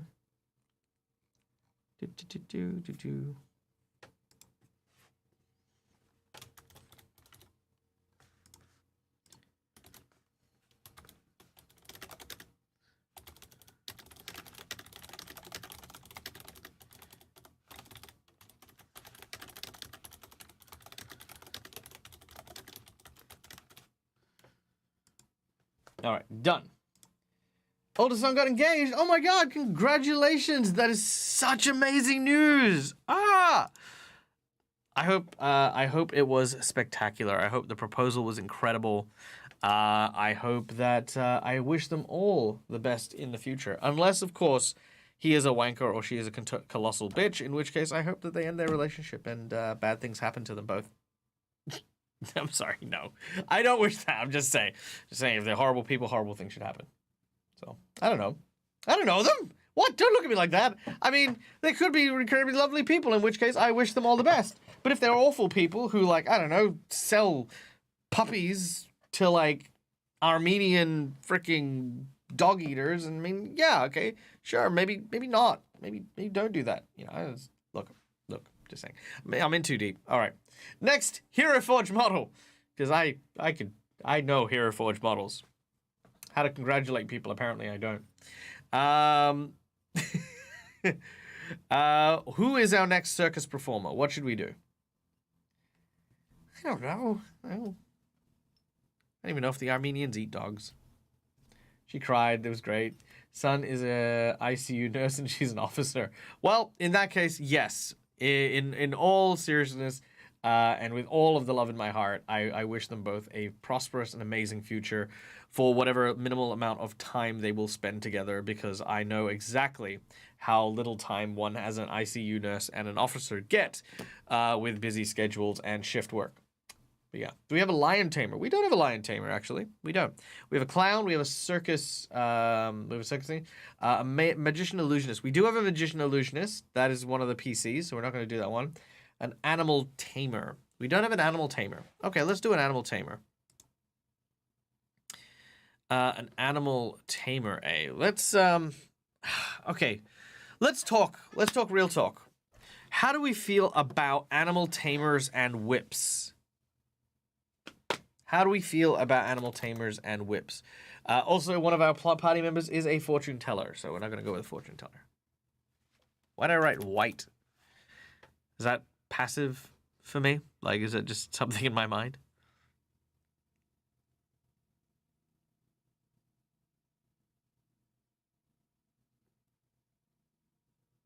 Well, that's definitely a good one. I like that one. Boo on whips on animal taming. Is that a thing? It's a tough one. Because, I mean, if we really boil it down to it, right? Like, the circus is a very in a lot of ways, an outdated concept, right? In a world where you can magically do stuff, I feel like a whip would be unnecessary. That's true. That is true. But it could simply be like not necessarily for whipping the animals, but like, it's the showmanship thing, right? Like like uh like when you do the whip cracking kind of thing for like the rodeo shows and stuff. Not necessarily to whip the animals, but to like that's the signal or that's the, cracking to the floor and stuff.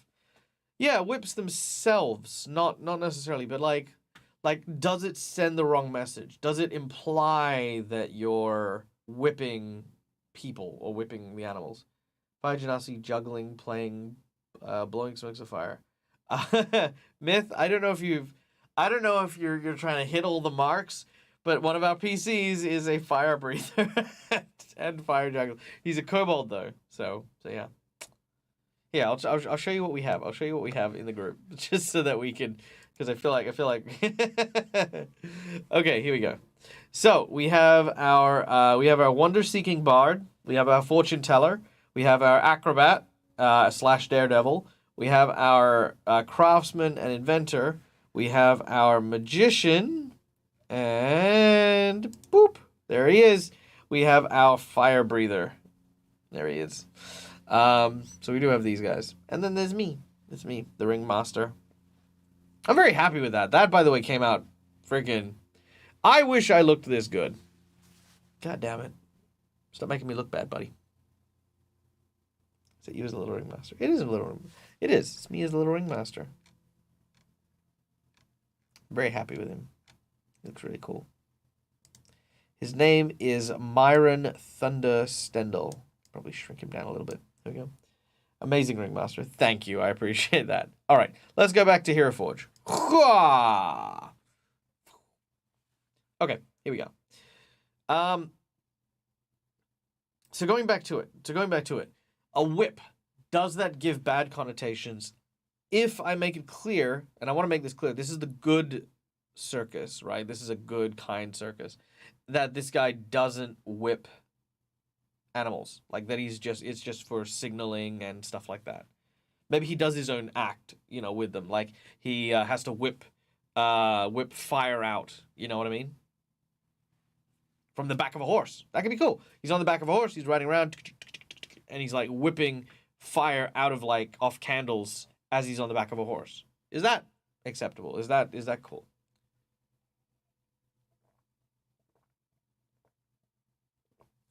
Hey, Quincy, what's up, buddy? How are you doing?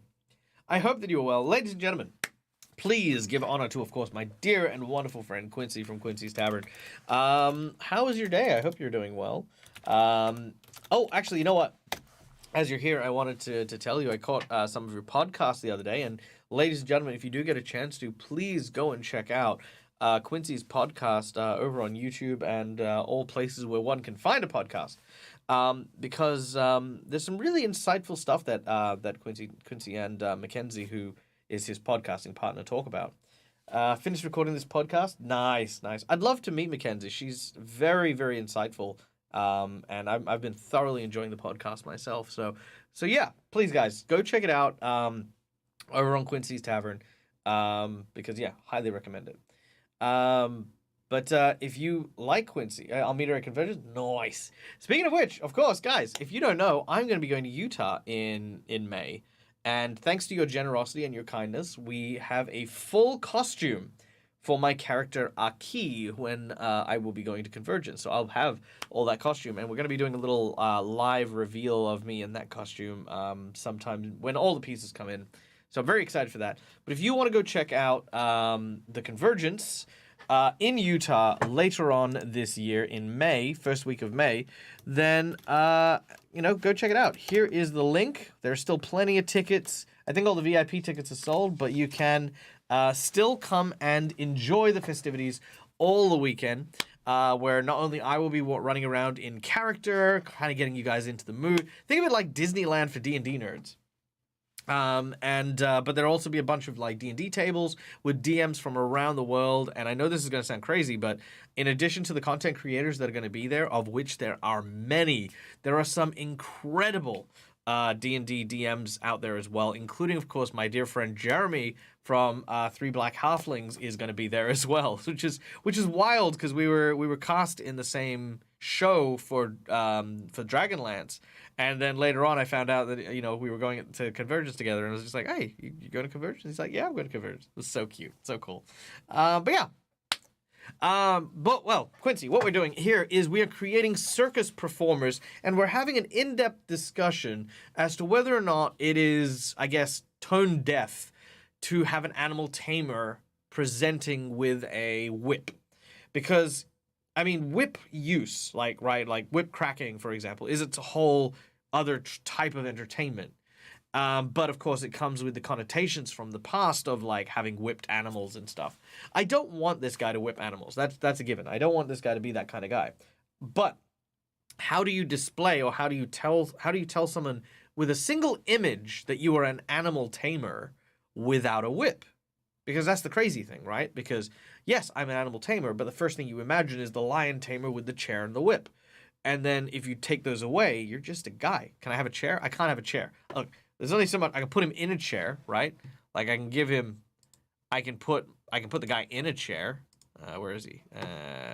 There, he's in a chair, right? But I can't like have a chair. I can't have a chair in his hands. I can give him a bear. Make him an actual lion. What if he doesn't have a lion? What if he has a griffin? That could be kind of cool. Oh, by the way, Quincy. Guess what? You can make Coco. you can do like a griffin in Heroforge now. That could be kind of cool. I'm not disliking the idea. Can I give him a hoop? Ooh, I can give him a hoop. No, I can give him a chakram. I can give him a chakram, not a hoop. Yeah. You know what? Now that you're saying it, now that I'm saying it, I think it might work well. Okay, so here's what we do. We start a new guy. Okay, don't save this, because here's my thought. Okay, we start with this guy, and then we add to his base. Can we add the griffin to his base? Yes, probably can. Scrolling all the way down. Can add beds, yada, yada, yada. No. Okay, hold on. Can I put him onto the side is the question. Okay. No, I can't. All right, which means what I need to do is... All right, here we go. We're figuring this out all together live. So, species. Start off by making a griffin. Okay. And then just save the griffin as a griffin. Done. Then create a new model, which will be our human tamer. Go to stage. Go to extra. Go to import. Griffin. Ah, you can't import it. Damn. Because what I'd love is I'd love to create one where he's standing next to the... Oh, you know what? Plan B. I got it. I figured it out. Dag knows what he's doing. We go to our griffin, and then we add to our base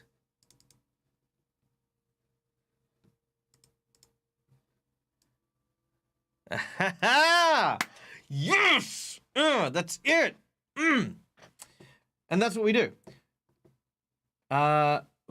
See, that's it. A deck of cards that summon spectral animals. That's how we're going to do this. I love it. Okay. So now we have this guy who is a card character who can summon spectral animals. And then what we can do here is just twist his arm a little bit. I love that. And then let's see, what poses do we have for our griffin? We've got that, and we've got that. I think I prefer that one. I think that's a cute one. Okay. Whew, yeah, we big-brained it. Okay, so we have it. We have it. We did it. Now, we can give clothing to our griffin, so we can give him a saddle. I think that's important. Let's see. What decals do we have? Are there decals for the griffin? Oh, there are. Oh, nice. Let's see what we can do. We can give him a crest. That's cute. I like that. Spots. Leopard spots. And tiger stripes. I think the cowl is a good one. I think we'll go with the cowl. And we'll leave the tail alone. The wings. Oh, yeah. No, that's nice. That's really nice. I like that. Okay. I dig that. I think that plumage is going to look absolutely amazing. This guy's a low-key Yu-Gi-Oh! Duelist. Yeah, yeah, true. Well, guy or girl. I mean, who should this guy be? So we've got the spectral. Oh, actually, it does remind me. Okay, if we're gonna make something spectral, here is a cool tip. So this here is like a hazy fog gradient in the decal section under your splatter effects. All right. What you want to do is rotate it. My cat wants to get in, which I will allow him to come in just a moment. All right, and we want to move that.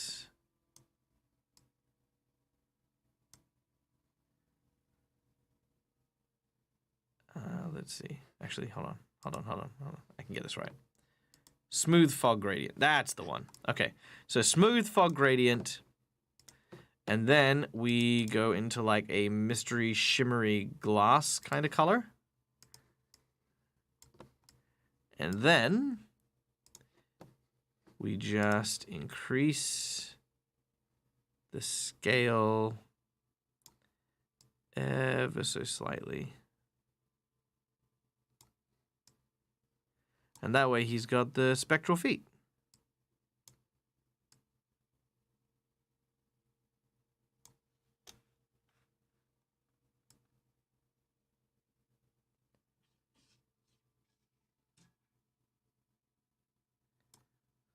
There we go. There we go. And width and depth. There we go. Nice. So then we got that kind of like, it'll gradiate from like the regular color to that kind of spooky spectral color. And that'll look really nice. That'll look just absolutely stunning. Oops. Nope. You know what? Hold on. Before we add that, we should paint him first. So let's give these a couple of bright colors here, just for fun. No, let's go with.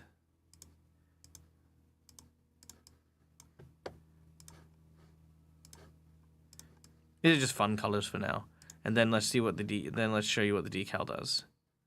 So then that's what the smoothing the decal does. See that?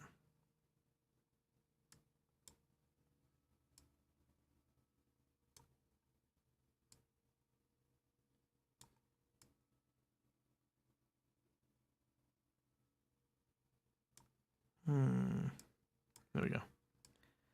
Okay, I'm coming. Yeah, so that's what that does, which I think looks great. Hello. There you go. Yes. I'm sorry. I closed the door on you, and that's my bad.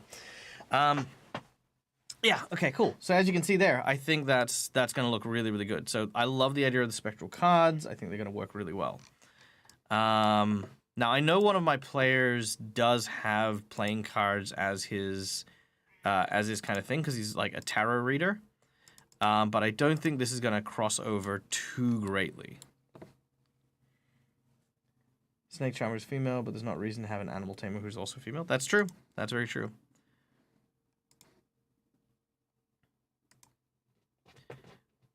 Okay, so the question is, what color plumage should my eagle be taking, or my griffin be taking? I'm just playing around with some colors. Feel free to throw out suggestions on what color you think this glorious beast should be. I'm just kind of like, right now I'm playing with kind of like a macaw kind of color.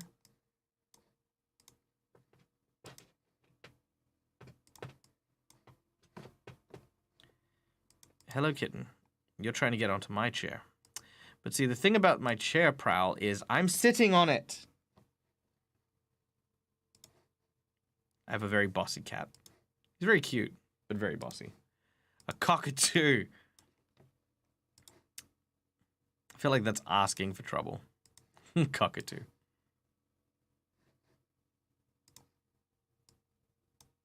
Oh, man, I love just how dynamic that is. Look at that. How pretty. How absolutely pretty is that?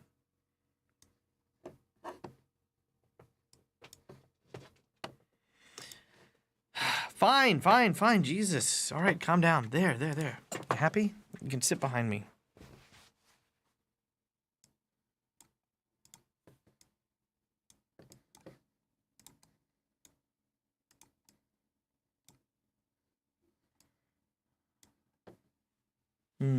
Lovely plumage. Glad to see I'm not the only one arguing with my cats. Yeah, no, I'm definitely arguing with my cats.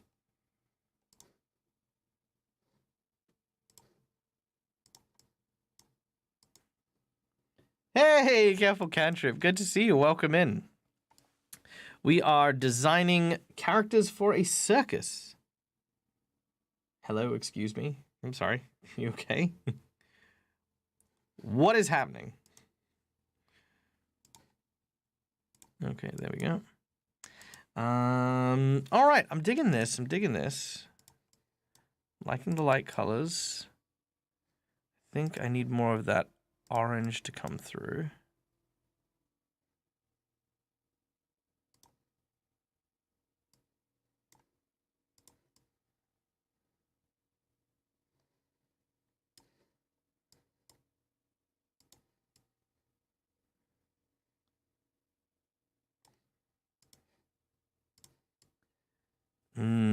That's looking nice. That's looking really nice.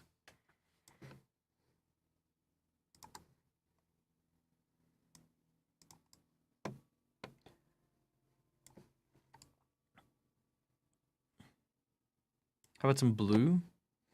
Can I add a little bit of blue?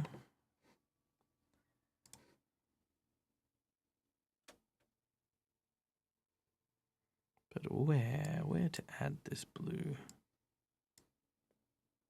There we go. Yeah. Okay, just because I don't want to mess about with that, I'm just going to change you to blue as well. There we go. A little bit more towards that blue.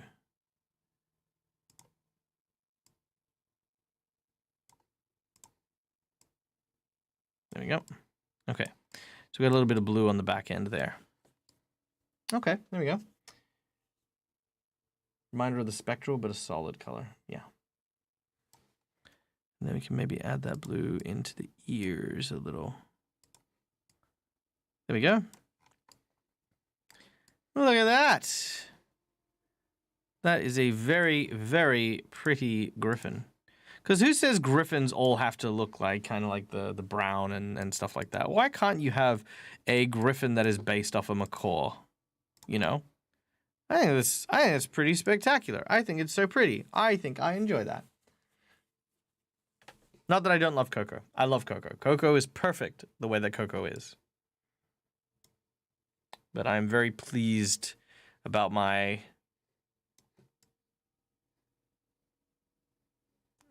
this beautiful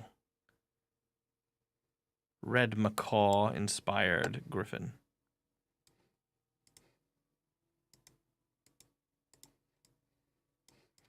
Just trying to find the right color for the shoulders.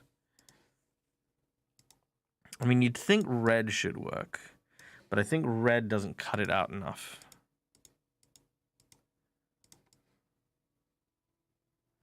Maybe that's it. Maybe that's it.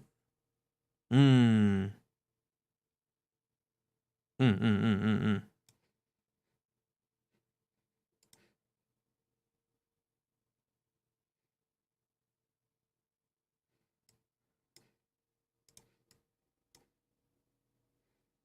Mm, mm, mm, mm. I like that. I do like that.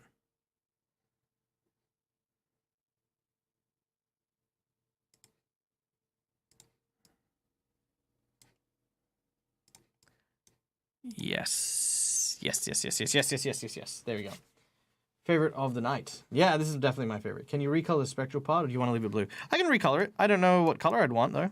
I mean, I'd obviously want it transparent to some degree, so I can make it green, like green transparent.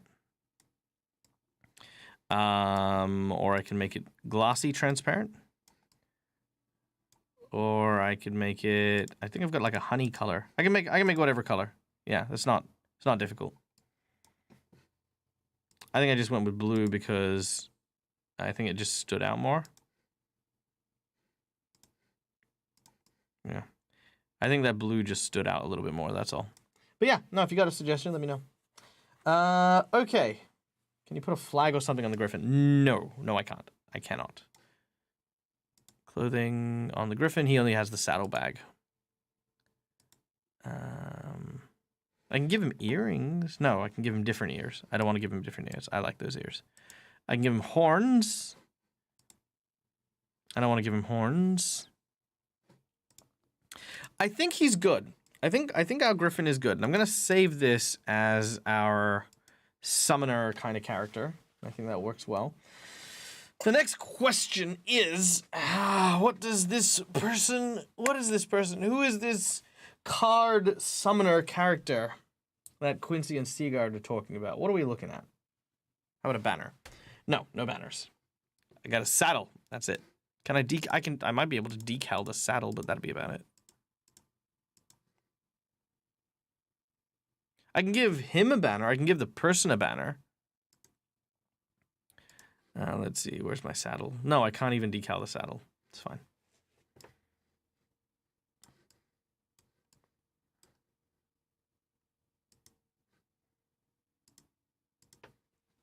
Okay. So I think with this guy, a big black. Oh, a big flag for him. Yeah, I can. If I go into my gear, go into my back items, I can go to the banners.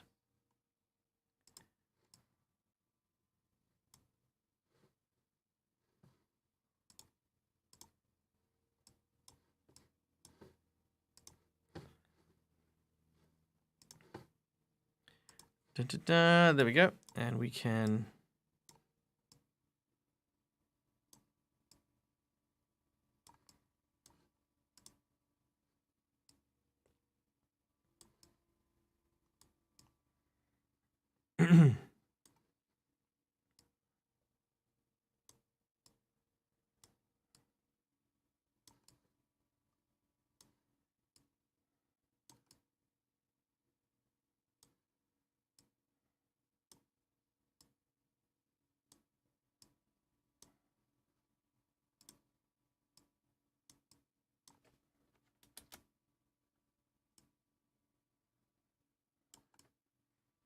Something like that.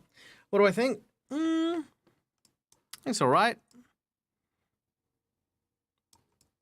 I think it looks very dramatic, and I think drama is the name of the game for Circus Folk.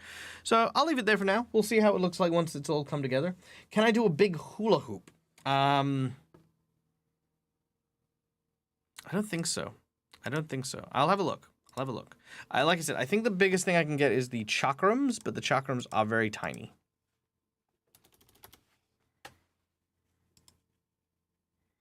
Yeah. So look, I mean, yeah, that's about as big as the hoops get.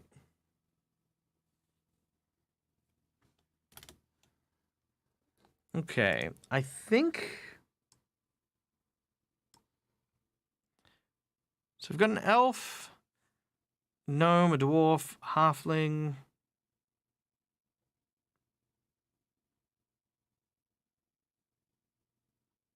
Maybe a tiefling. You know what? I so rarely do tieflings. You know. I don't know why. I just don't. I just don't know why I don't do them. It's not that they don't appeal to me. I find them.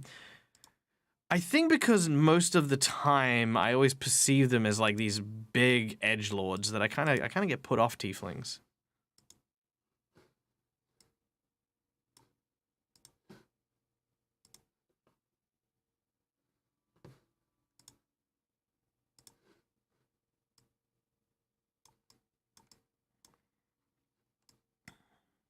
So I think a tiefling summoner might be a good idea.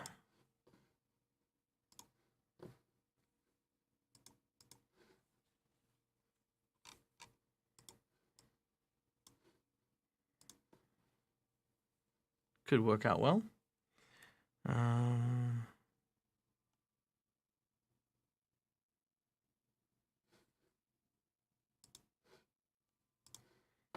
Oh yeah, and this guy could be like the bad boy. He could be like the like, you're not my real mom. You don't tell me what to do. I mean, God. Just get off my case, okay? I said I'll clean up after them. Jeez. Could be a lot of fun. Like he cuts off his horns, Hellboy style. That could be kind of cool.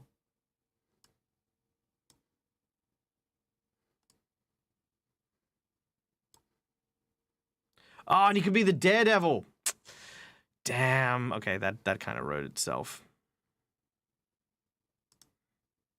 All right, Daredevil Tiefling.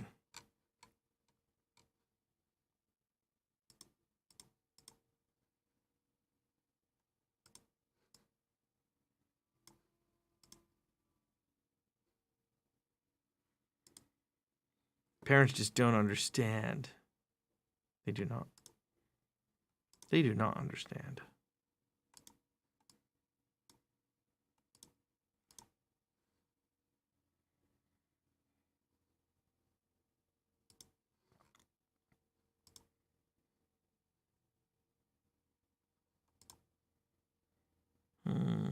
It's too much. I need a little. Less is more.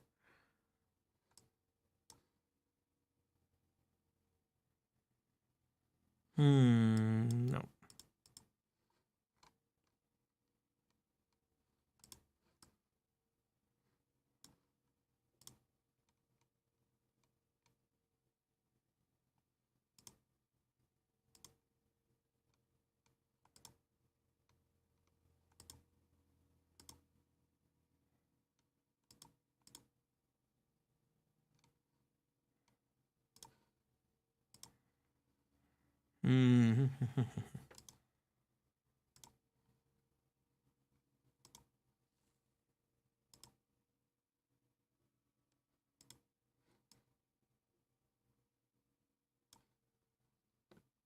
That's not bad. I don't dislike that one.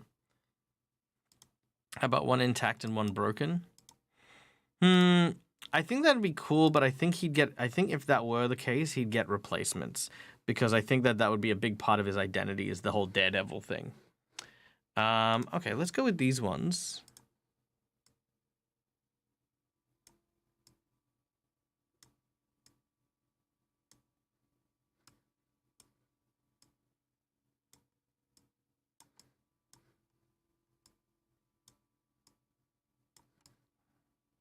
There we go. All right, I like that one. Okay, so nice, clean, simple, easy. All right, let's look at his physique. I don't think he should have an overly big physique, but I think maybe upper scale a bit larger.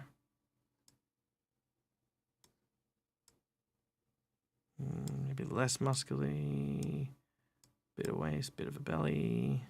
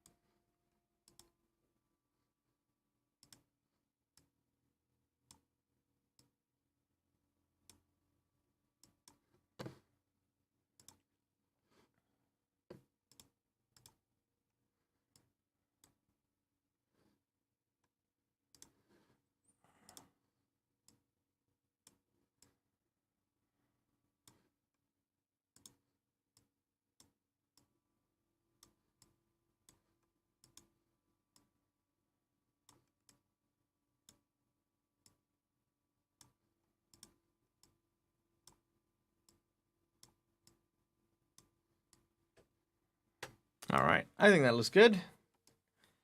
Yeah. That's really good. That's coming together. That's coming together super nicely.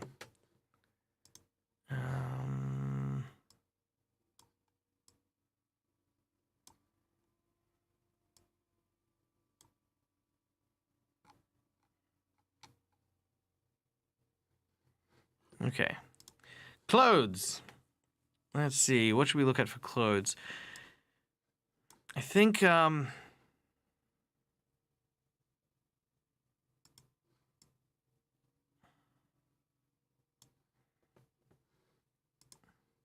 don't know. It is difficult to say. The Beast Tamer, if we add like just like a lot of furs and stuff like that, kind of gives it the idea of the Beast Tamer.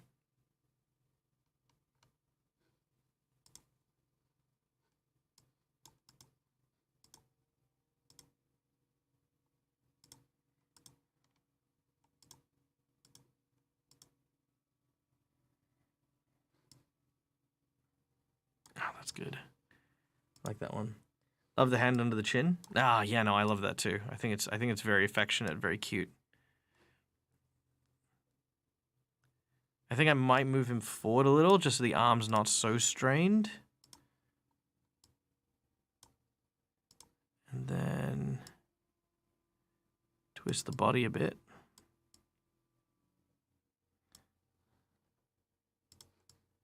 I think that's good. Yeah. Yeah, much better, much better. Actually, I wonder if I can move him back. Can I move you back? Yes, I can. Okay, so I'm going to move you back a little bit. And then I'm going to move you back a little bit. Yep, perfect. That way they're all on the base. Feels good. I feel like I've seen clothing with each lion tamer or something. Okay, let's have a look. Clothing. Lion. Oh, you're talking about the lion guard. Yes, there's lion guard armor, which is like plate mail. Actually, that might be good for the legs, though. Actually, yeah, let's get those ones. Where are you? Where are you? Where are you? Where are you? They are here. These ones. Yeah. So those ones, I think, perfect. I think you're absolutely right. I don't think for the gloves, though. Oh, maybe. I'll have a look at them. I'll have a look at them. Okay.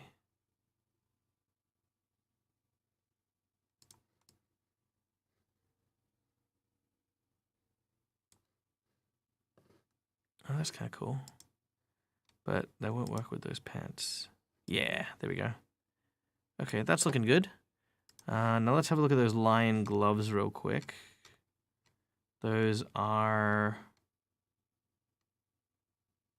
these ones? These are the lion claw gauntlets. Oh, you know what? You've convinced me. You've convinced me. That actually does look pretty dope. I do like the lion pants and the lion things. Oh, this is looking good. It is. Yeah, man. It's looking great. It's come across so good. Having the you know, having this be a tiefling, having it with the bird. I mean, it's, yeah. I mean, the stuff you can do in Heroforge is absolutely incredible. And you know, if I have to give any advice, it's this.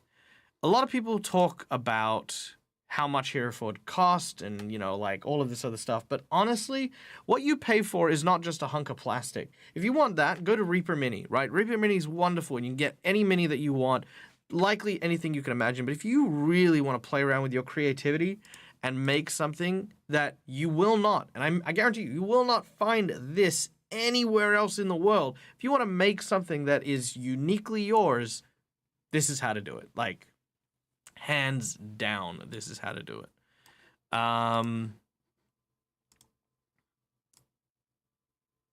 Okay, get the wind blowing. Yep, perfect. Okay, I love this. I love all of this.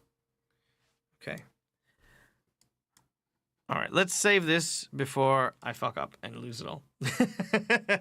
let's not pretend like it's not happened before. Okay. What do you think we should add for color? We've got about 5-10 minutes left in the show today, but what color should we go with? Will I get this printed? You know what? I'm not gonna lie. Not gonna lie, so I've got some funds which I can do a review on. This might actually make it into my mount review. This might actually be my mount review. I may do this one as a review one. So chances are yes. Okay. Hey, Bards of New York, welcome in. Welcome. Taking the stage, guys, ladies and gentlemen, please, to our raiders. May you feel warmed, may you feel welcomed at the hearth that is the Dead Aussie Gamer. But it is a lie, because it is a crypt, which you are welcomed to. Let me write this down. Bards of New York. So where are you from? No, I'm joking. But welcome in. Guys, if you don't know who I am, my name is Michael. I'm the Dead Aussie Gamer. This is my place. This is my face. And I run a ton of TTRPGs here on my channel throughout the course of the week. We are currently working on some Heroforge minis for my Patreon games. Friday, we are going to be doing the Extinction Curse Pathfinder 2nd Edition game. And we're making members of the circus in Heroforge. We've already made a few characters already, but this is currently our summoner who uses playing cards to summon dragons and then tame them like taming like a lion tamer kind of thing, but creates magical creatures to do so. And this is what we've made in Heroforge. Yo. Let's see. Make his leg cape scarlet red. Oh, okay, I see. I would, but I think red on red is going to be a little bit weird. I'll do it, but we'll come back to that. But yeah, I think because I don't think he'd necessarily coordinate with the animal, and yeah, I don't know. I feel like it'd have to be something different. It has to be something opposed. Send in some bony love. Well, here we call it undying love, and by all means, please feel free to see. Hey, McClover coming in with the 5 gifted sub. Whammy. Thank you so much for the gifts. Guys, if you've just gotten a gifted sub, enjoy. Please enjoy all the really cool emotes. And, of course, please tune into my shows because all of my D&D shows are audience participation, which means while you are subscribed to my channel, you are earning points at double the rate. So, hey, you can use your points, save my players, summon monsters, do other weird stuff. So yeah, sit back, relax, and enjoy. Now, today we're just, again, building stuff, making some stuff happen with this. If you guys have suggestions, we take it on board and we see what it looks like. And right now we're looking at the coloration of our animal companions tiefling summoner, which we haven't done yet, but yeah. Hey, kicking off the hype train. Thank you so much, Myth. Woo! Hell yeah. Okay. Here's our game for today. For every tier of the hype train that we go on, okay, I will create a puzzle adventure. I will create a riddle, a puzzle, or something. Not necessarily a riddle, but like some sort of quest that involves this character here for my Friday game. So right now we're into level 1. So I will create a we will do a quest. If we get to level 2, we will do another quest. If we do on level 3, so on and so forth. That's how it works. Hey, thank you for the bit, Faulty. You bloody legend, you. And yes, I do still have an American twinge, but that's because I spend all my time working with Americans, okay? But I'm still Aussie. Very Aussie. Okay. Not undying love, no. Royal blue instead of red. Ooh, royal blue actually might be really good. Let's see. It's hard to find the right royal blue, but yeah. Yeah, see, I think royal blue looks a more standoutish. Maybe even green could? There's a lot of different choices there. We'll have a look. A deep purple. Well, the snake charmer is already going to be purple, and the clown is yellow.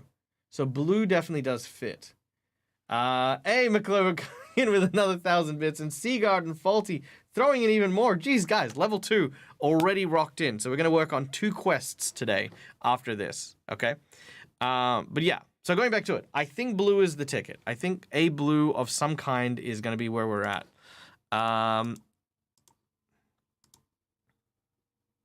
Let's look at it from there.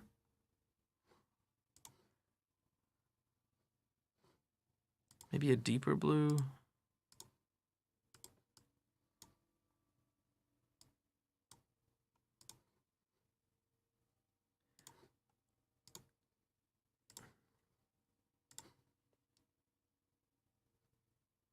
Oh, that's really good. I like that one. I do like that blue. That blue's really nice. Let's throw in a couple of grayscales. Maybe... No, definitely not that. Interesting, interesting.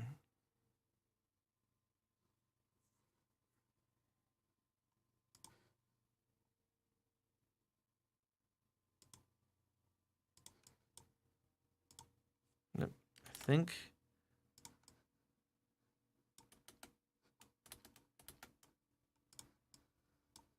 having these be that blue.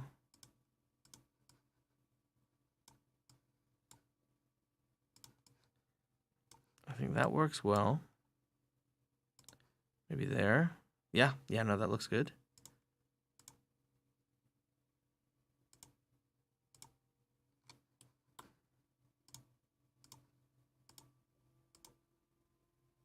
There we go. I think that looks good.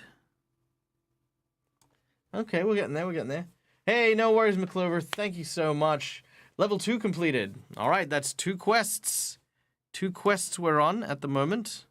Presently. Let's see, what else?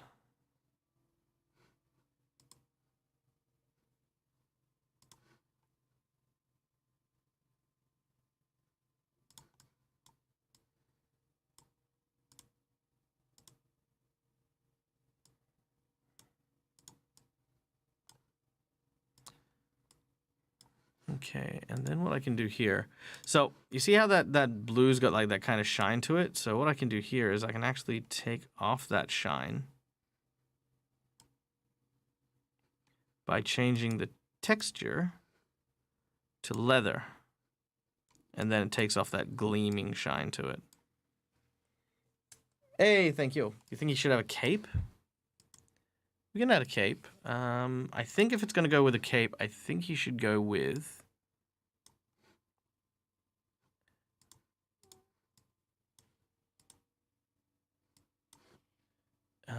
maybe a mantle, like kind of like a single shoulder mantle. That kind of look cool.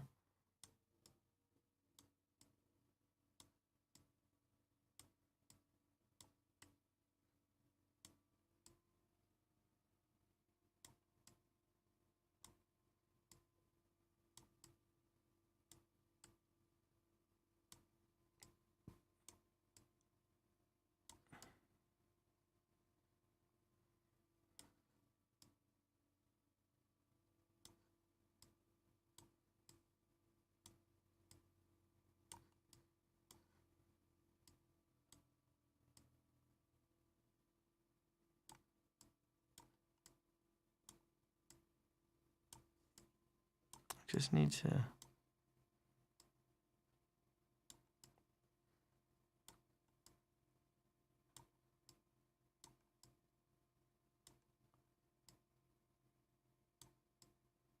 I need to move you...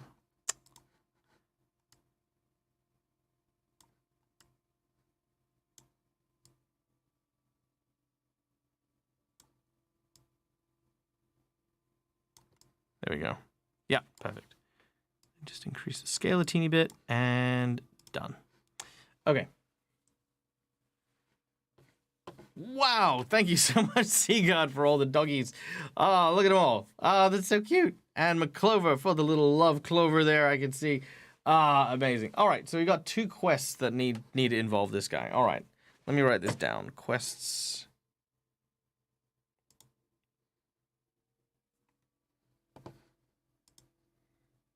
Okay. Quests for Summoner Tamer. Quest 1, Quest 2. Done. All right, we will do that. Once we color him in, that'll be the first thing we do. Okay. So let's save up real quick. All right. So I'm liking the blue. I think the blue works well. I think we need to...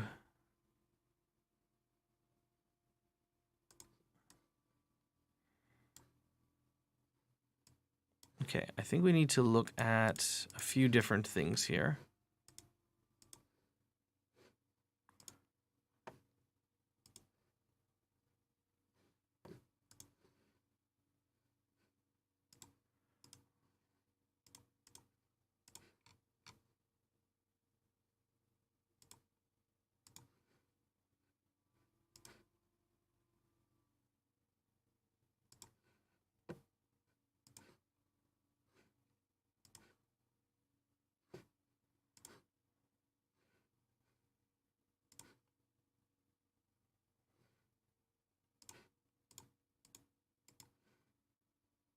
Okay.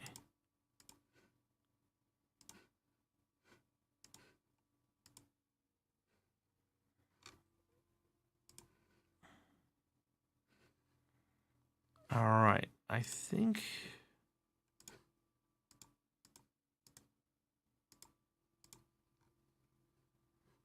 All right. I think I'm feeling a vibe here.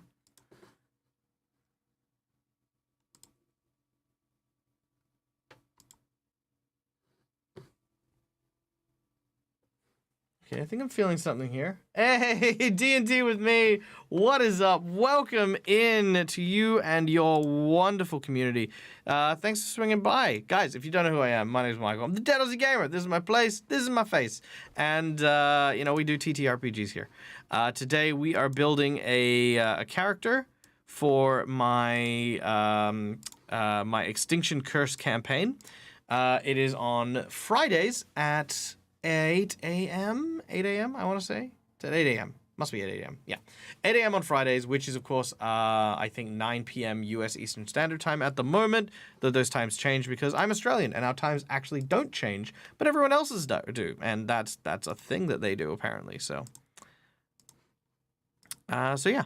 Welcome in. If you have any questions, do feel free to ask. We are a very friendly community. We do love chatting with people and finding out what you were all up to. What were you guys chilling out doing?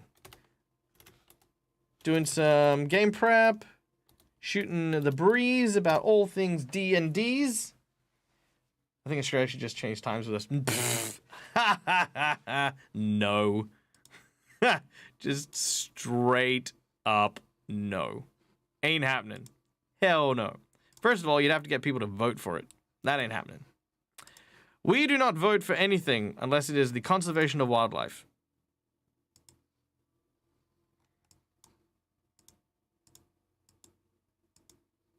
It's actually very true. Trying to get Aussies to vote is a chore. Ooh, I like that. That, I think, is the ticket. Hey, thank you, Jace, not Jason. Is it just Jace or Jace, not Jason? Do you have to say the full thing, or do you say the part thing? What is it? Let me know in chat.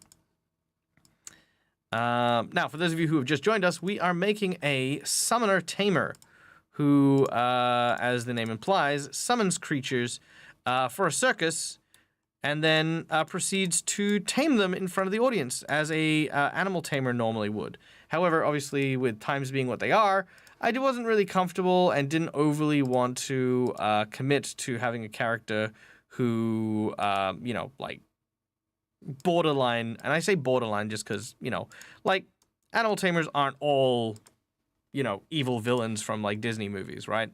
But, you know, like, there's so many connotations about, like, you know, villainous characters and whipping animals and stuff like that. So we gave it a lot of thought, and we ended up with, well, what if he was a summoner? And these were his summons, and it made perfect sense. And so that's what we've made. We've made a summoner animal tamer who is very excited to... who is very excitedly becoming a very, very cool-looking character. Oh, that's cool. I like that.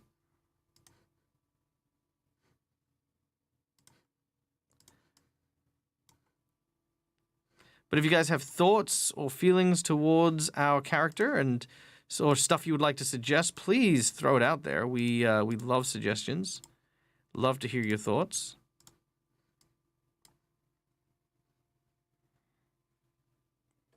Let's see. Currently painting a chocobo to give to my players as a mount. Nice. Oh, yeah, nice. Very cool. We'll get to settle it and moving to Canada. Yeah, well, you know what? One point when Canada warms up, maybe. Mendari had a big old discussion on time zones today. Yeah, time zones are a thing. They're a whole kettle of fish that just won't stop anytime soon. I'm very fortunate to not have to deal with time zones outside of my friends, which again is kind of frustrating because, you know, all my friends are on different time zones, no matter where in the world they happen to be. And oh, that's kind of cool. I do like that.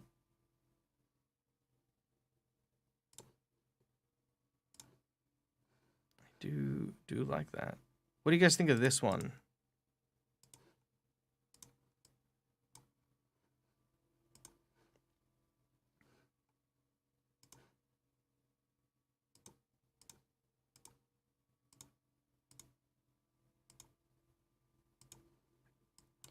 I kind of like that one. But yeah, we do have three times. We have Australian Western Standard, which is our time zone normally. Then in the middle of the country, we have like South Australia, which has like a time, like it's half an hour difference in some ways, like an hour and a half rather than like 2 hours or 3 hours. And then they also have daylight savings at a different time to the East Coast, who is like 3 hours difference. And then they have that. It's like a whole freaking thing.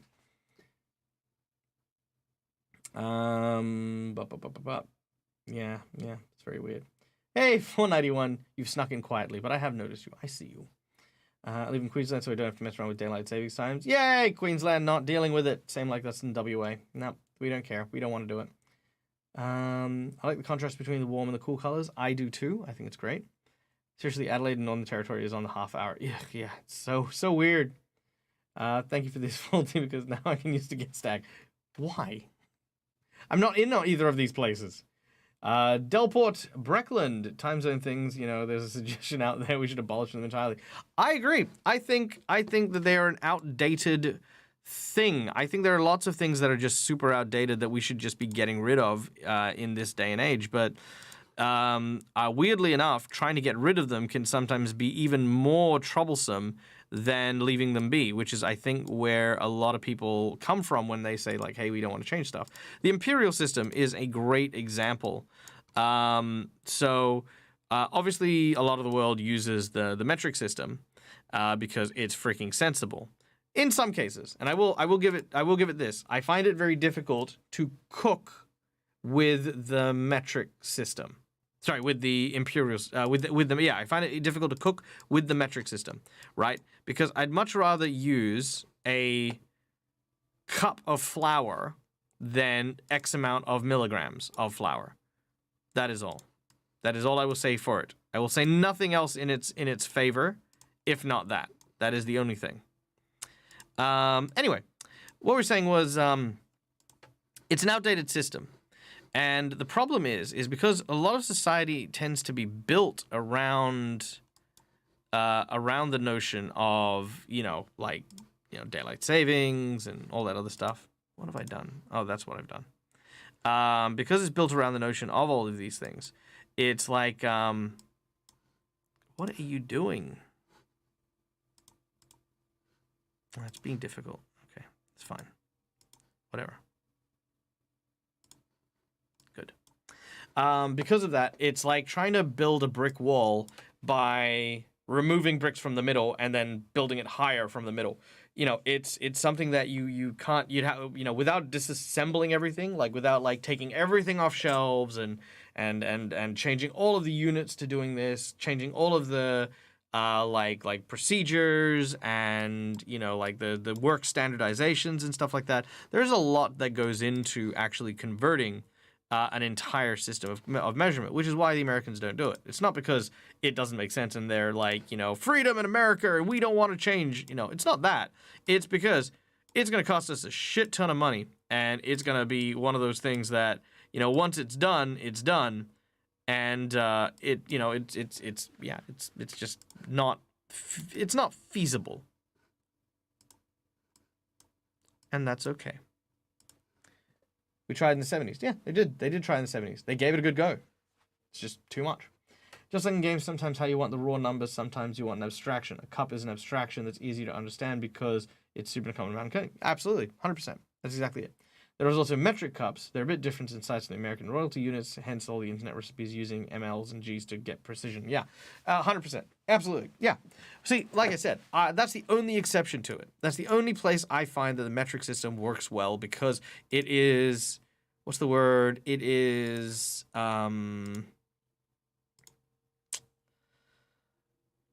it, Michael. There's a word and it's on the tip of my tongue.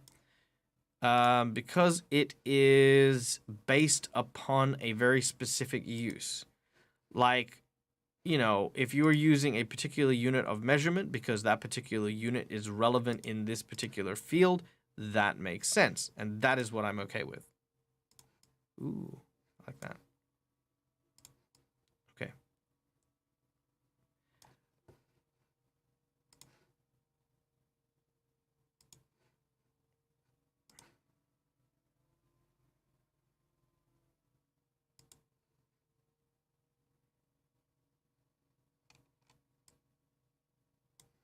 Okay, I'm digging this. Anthropocentric? Maybe. If it ain't broke, don't fix it. Yeah, well, you know what? Trouble is, mate, is that for a lot of people, it is broke. 'Tis broke. Daylight savings is broke. We don't need it, but we use it.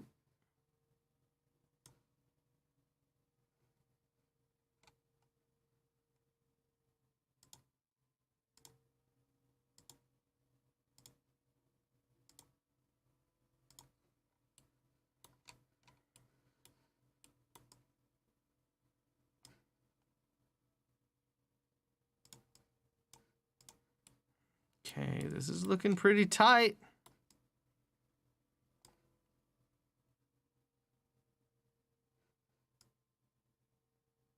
Pretty chuffed at that. All right, the last thing I'll need is just some face paint. Moved to Arizona. The state doesn't believe in daylight savings. Nice. Glad for that. We've been trying to go metric since it has 1790s. Jesus.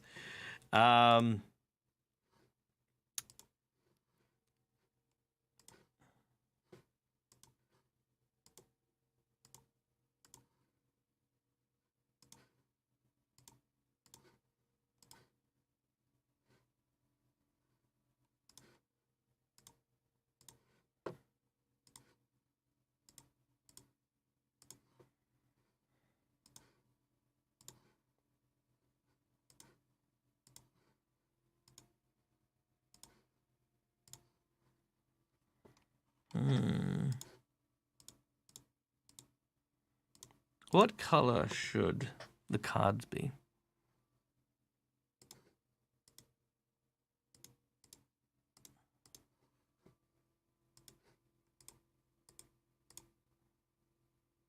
Ooh, black and gold. I do like black and gold. By the way, the tamer is blue. I think blue spectral bits make more sense. Is this one? This is one of the summons, right? Yes, this is one of the summons.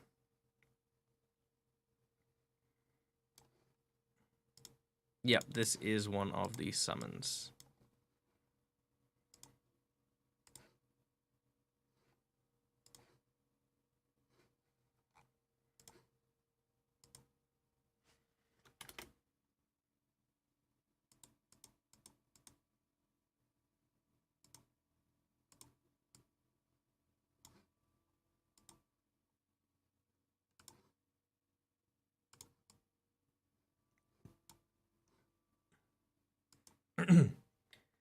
Black and gold, such class. Oh yeah, such class. The classiest class.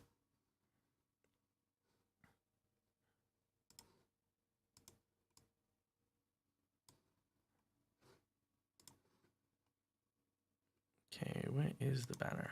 Here we go. Symbols on the banner.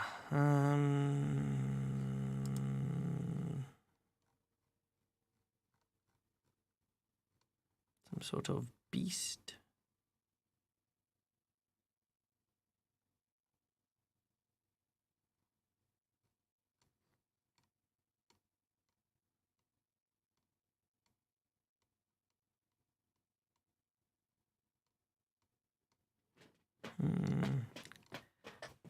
Hello. Yeah. Is that right? Yeah. Yeah. Oof. Hello. Oof. Hello. Hello. Hello. Hello. Okay. Okay. Okay. I'm sorry. My cat. He likes attention. Polka dots. Checks. Stripes.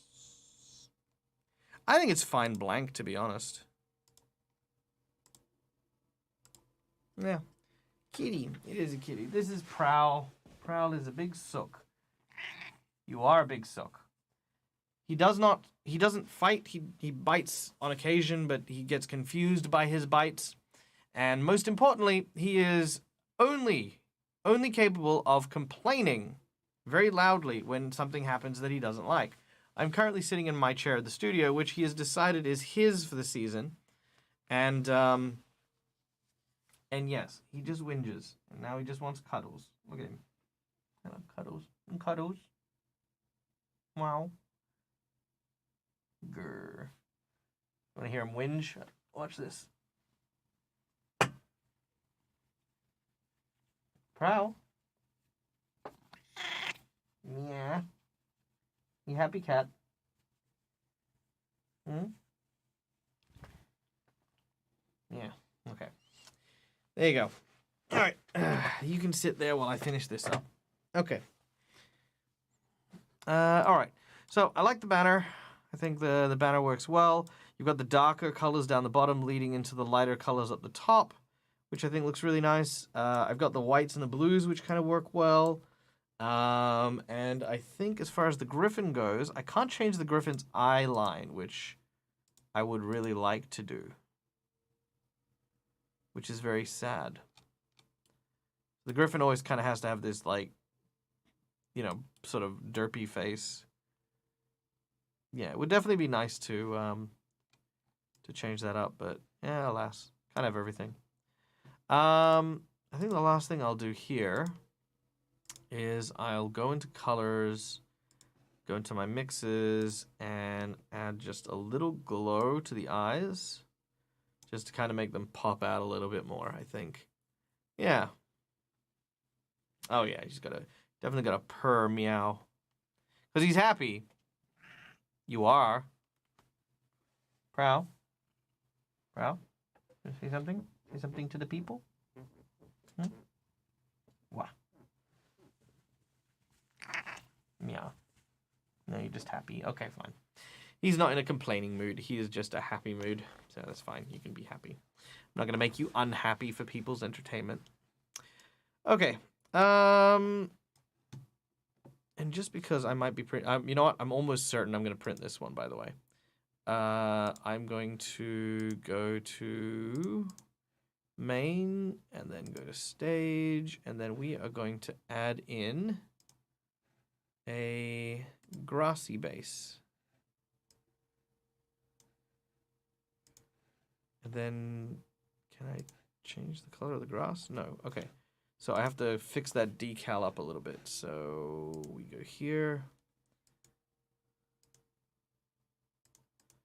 And then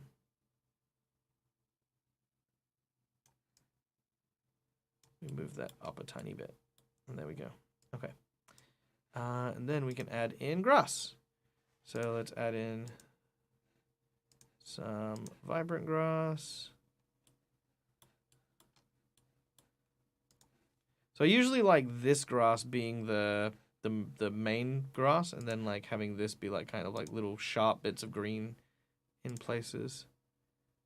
There's a couple of like small dark brown patches and 4-leaf clovers that I like to hit with the dark brown. Like there. Then you got some crabgrass. Can add just a teeny bit of brown too, just so that it kind of gives it that mottled kind of effect. Then we can add in some stone coloration. So these stones here can just add, that's the marbled color. And then a couple of like stones with the kind of mossy color to it.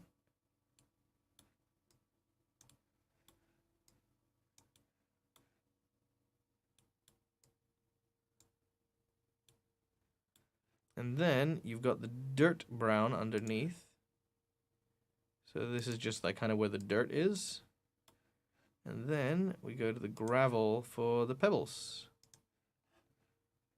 I don't like the mossy ground. Let's use a different brown. We'll go with a slightly... Yes, can I help you? I'm talking, not to you. I'm allowed to talk. I'm allowed to have friends. What a sook. Alright. So yes. I don't think the bony color works either. Let's try... Nope. Something maybe mid. Let's try some wood colors. Nope. What about that one? Nope. Some white. Ooh, yeah, no, that's it. Okay, cool. So that is desert bleach. It's desert bleach. Okay, I think that works well. All right, and then I just add that on the rim. And check it out. They've actually got new rims too. So if I go here and go to the rim, they've got these really cool ridge rims, which I think are awesome. And given that I went with black and gold for the tiles, I think it's only appropriate that I go with black and gold for that. Lastly, just because I want it to be just right, I'm going to move both these guys sideways ever so slightly. There we go. And now they're firmly on my base, except for that back leg, but you know, that back leg's fine. Ooh, a putty.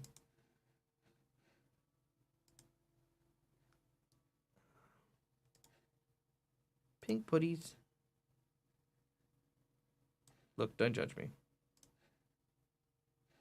Actually, you know what I should do? I should color them this color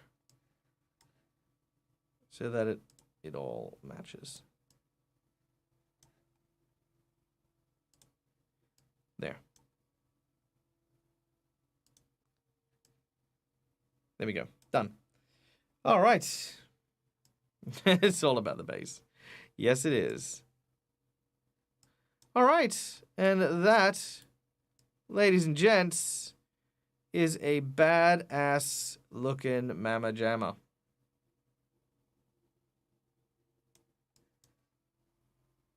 All right. I'm going to save him up. I think he's done. Now, as promised for the hype train, let's get these 2 quests sorted and done.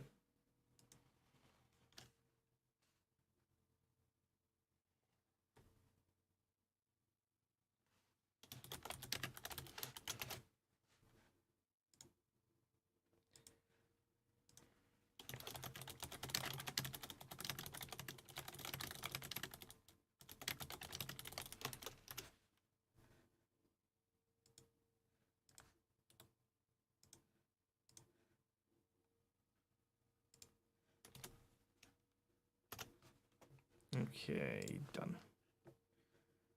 So, quest number 1. What should we do for the first quest? Did you color the tip of the tail, by the way? I did not.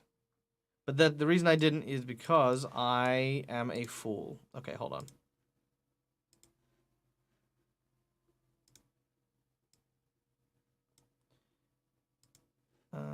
I need...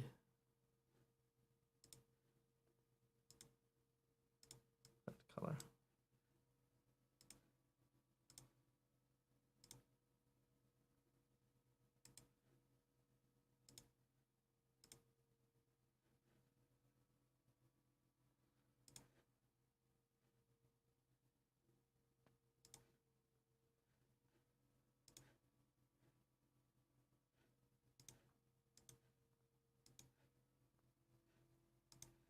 Hello.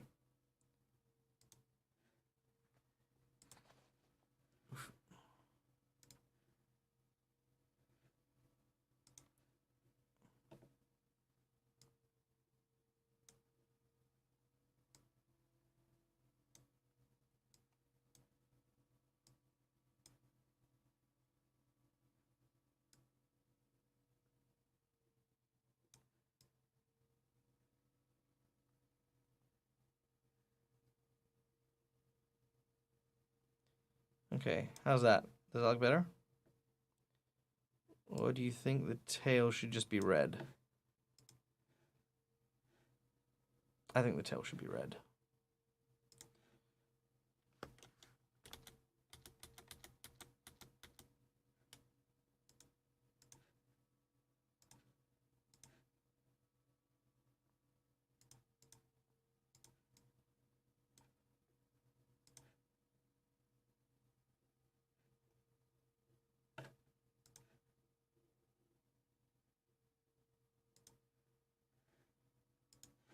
There we go. And then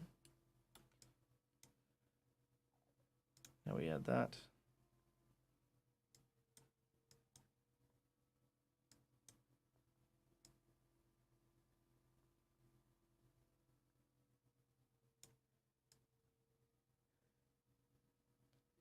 All right, done. There we go.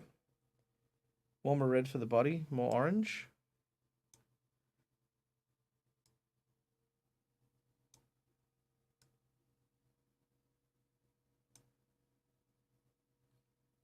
I think I just need to lower the height a little bit.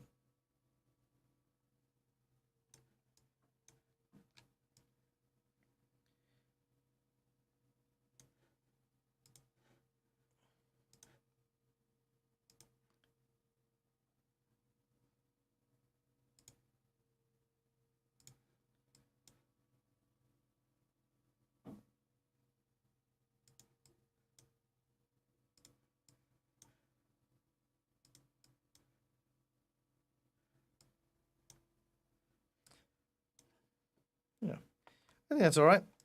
I think that's a good one. Got a more of a warm color there.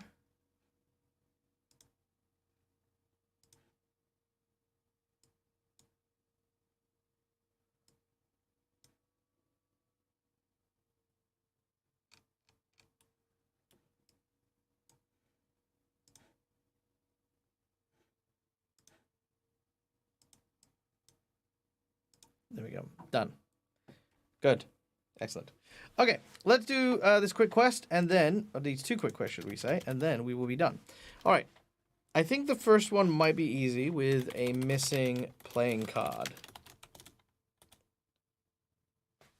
Shift the model forward slightly. The back foot is bothering you. Yeah. Okay. Hold on. I don't know if it's gonna make a difference because if that back foot comes forward enough to put it on, I think his foot goes off. Okay, there. So if I move that forward,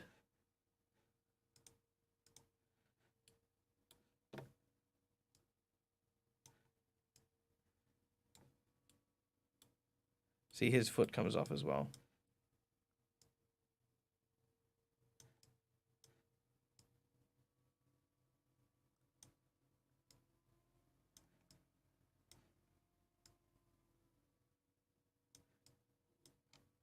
See, so they both kind of have to give way to each other.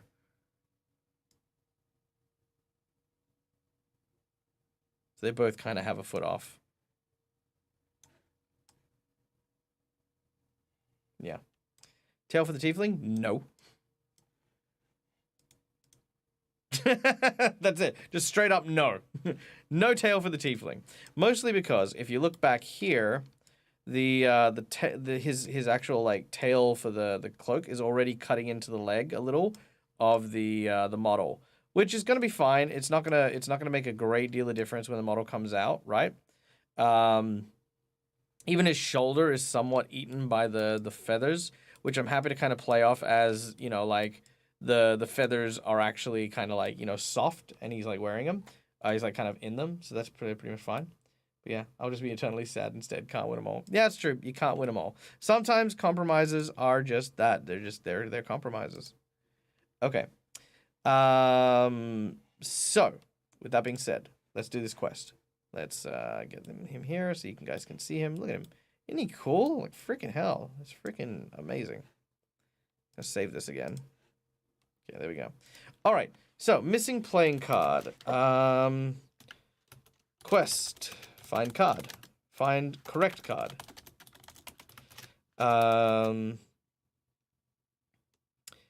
Let's say he lost his tail.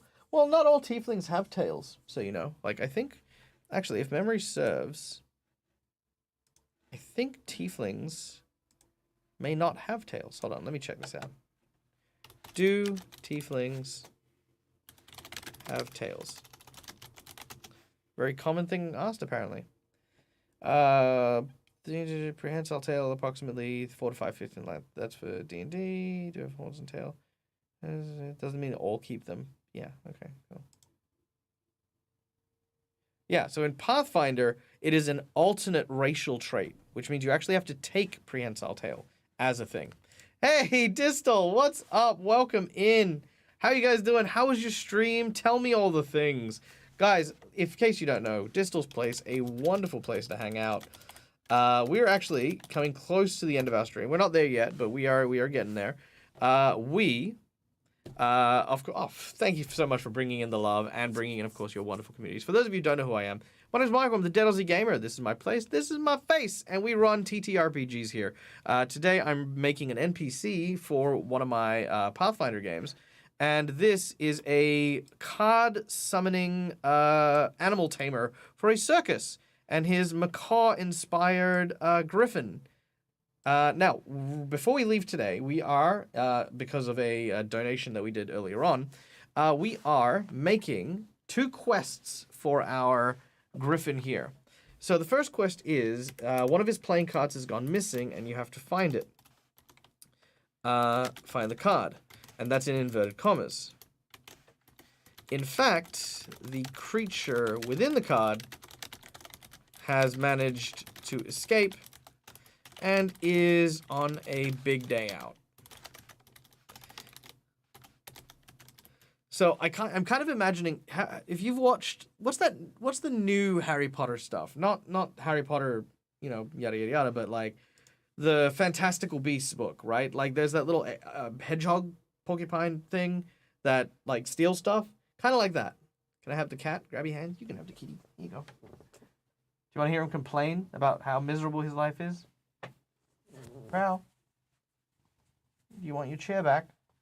You want your chair? Wow. Yes, I want my chair back. You're gonna keep bothering me until you get your chair back. That's fine. Niffler. Yeah, the Nifflers. Yeah, exactly. So I'm thinking, like, for this quest with this character, is he's missing one of his playing cards, and he is saying, like, oh, it's one of my cards that's gone missing. It's not in my deck. I need to go find it. Or, well, maybe you can find it for me while I finish, you know, my training thing. So they're going and looking for a card, but the card's already out, you know. Good. I'm glad that you're here for the kitty, because it means that you are getting something rewarding out of my streams, and that is always what I'm after. But yeah. Not entirely true. Somewhat true. It's fine. His name is Prowl, by the way, after the Transformer. Aren't you? Yes. Oh, sleepy. Okay. Oh, I'll be quiet. Okay.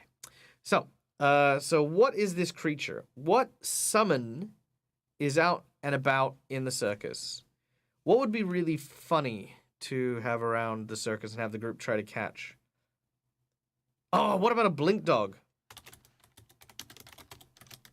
He's very sleepy. He's a very sleepy cat. Yes, we do love him. Actually, if I could for a moment get your attention, seeing as everyone's attention is on kitties at the moment, I would like to take a moment to point out we have a current donation goal up there for a plush present. I don't like talking about my financial goals too often. It's not something that I'm very big on, but given that everyone's talking about it, I think it's important to say. So, March last year, my family took a very, very big and heavy hit with the loss of my studio cat. Some of you may have met her, some of you may have not. Her name was Mia, and she was very, very adorable. She was very much one of the loves of my life. I had her for 14 years, and she passed away very, very suddenly. Not through an accident or anything. She, had a good life. She was like just she was a like very, very big personality. And anyone who was fortunate enough to meet Mia knew exactly how much she loved people. She loved making friends and all that sort of stuff. Anyway, the year's been very hard for me and hard for my partner. There was actually definitely a point where I'd considered giving up streaming because, as I mentioned, she is the studio cat, so she was always in here with me. And now that she's not, Prowl has taken up the mantle and is in here as well. But say that me. With her anniversary of her passing coming up, I wanted to do something special for my partner, and I've decided to ask my community for some help. And that is, of course, I'm going to be going to a website where it's called Petsy, I think, and they create replica plush dolls of your pets based on like animals and stuff like that. Like you send them a bunch of photos and they get the fur right, they get the colorations right and stuff like that. It's not like crazy accurate. It's not like a macabre kind of taxidermy type thing, but it's like a cute plush doll. So I was hoping to surprise my partner this coming year with a doll made in Mia's image. So if anyone wants to, and this is not a not a big thing because again, like I said, it's not that much, and I'm more than capable, but if anyone is donating, all proceeds up to that point there, up in the top corner, are being kept aside to buy said present as well. So if anyone wishes to donate, while there is no reward for streams like this, because obviously for me, I just treasure hanging out with you guys, making content, doing stuff. But if anyone wants to, help out with this sort of stuff and things, I might even do like a live unboxing when it gets here as well. Hey, feel free. I'm so sorry, OG. Yeah, it's hard. It's hard, and the stream's not meant to be going in this kind of serious way, but since we're talking about it, here's the thing. Someone said this to me and it was very beautiful. The pain we feel when we've lost a loved one like this is not sorrow. It's not misery. I mean, it is to a degree, but like what it is it's that love pouring out of us, but having nowhere to go anymore. And you feel that. And that's the thing that's making you sad. As time goes on, the box, that reach kind of starts expanding, and you never stop loving them. You never stop missing them. But it just takes a little longer for you to like kind of hit that wall, hit that bounce back where you feel their loss and you feel their absence. Because again, you're feeling that love and it didn't have anywhere to go. But it took me so long. I mean, I'd only say it's been in the last maybe month or two that I've been able to even talk about her, openly and with people. But she meant the world. I'm one of those crazy people who ended up saying I don't want like people kids. I want furry babies, and like it also made me think like, hey, this is probably exactly how elves feel about their friendship with humans, like you take them on as friends knowing full well that you will outlive them, and you don't regret it, you don't forget them, but your sorrow, your mourning goes for longer than they would be able to perceive. And you think about that for an elf, right? Like if you had a friend who was a human who died, and then their children was there, and you knew their children, and then their children died, and then, like you're still around. You mourn for decades, for maybe even hundreds of years at that loss. It's really, it's so fascinating, how that kind of works. But, Mythical Turian, thank you so much for the donation. I really, really do appreciate it. But, yeah, there you go. Lost my cat Celia to pancreatic cancer in 2016. Still hurts. Miss her so much. Yeah.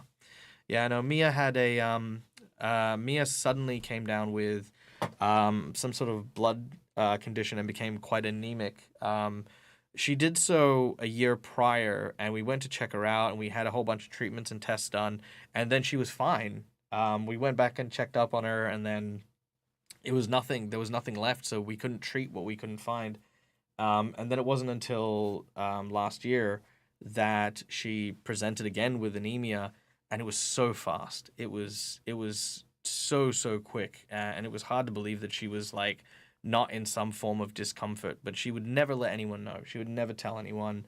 or like show any pain. And that's the thing about cats; they don't. And she, and within a week, that was all it took. And and that was okay. It was. I never regretted anything, and it was always a sad thing. But I treasure my entire time spent with this beautiful and wonderful part of my family, and I still love her, still miss her, and I'm sure all of you can relate. But yes, anyway, I digress. Getting real, like I said, Dead Aussie Gamers channel. We do D&D, but when I'm not doing D&D, just strap yourselves in because we're just vibing, we're just chilling, hanging out, talking real, talking with each other because that's what I'm about. But yes, that's what I'm up to. That's what I'm doing. Okay. Let's get back to the quest, because that's what we're doing. Because I'm almost an hour over time here. Okay, so Atomic Cyborg, thank you so much. That's so generous. That's so amazing. I like to think elves wouldn't mourn humans in that way. If they were long-lived, full lives instead, they'd celebrate the things that they loved in the way extending human lives more accurately, beyond the actual physical presence, remembering the phrase they deeply enjoyed, may her memory be a blessing. I completely agree, Delport, and you know what? After a period of time, that's exactly how I see Mia. That's 100% exactly how I see her. I still talk about like some of the cute, dumb, funny stuff that she used to do, and some of the photos that I still have of her doing silly stuff. Like, she loved to be close to me. So there were moments where I'm like working on my computer and she's not on the keyboard like you'd expect a cat to be, like from all the, freaking movies and stuff. No, she's across my forearms, just pinning me down, right, while I'm trying to work. And she was always so warm, so hot, that I would be like sweating underneath it.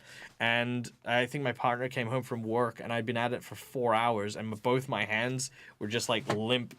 And she was like, "You're stupid." And I'm like, "But I couldn't move her. She was so cute." I remember stories like that. And, yeah, as you say, may her memories be a blessing, because they are. Okay. A blink cat. A blink cat. I like blink cats. Why not? A blink cat. That could be funny. Or maybe let's make it like a shadow cat. Like, a shadow mastiff. You know what I mean? That could be kind of cute. And then if you imagine, like, because if I think about it right, with this person who has a bunch of like playing cards that can summon creatures, what if he summons them for different reasons? Like maybe he summons the griffin to do aerial tricks. Maybe he summons the cat to like hand out like tickets, or to like, like play with kids and stuff like that. So there's this cat who's like around the circus, and then you go up to it and you try to pat it, and then it like sort of turns around and it's behind you.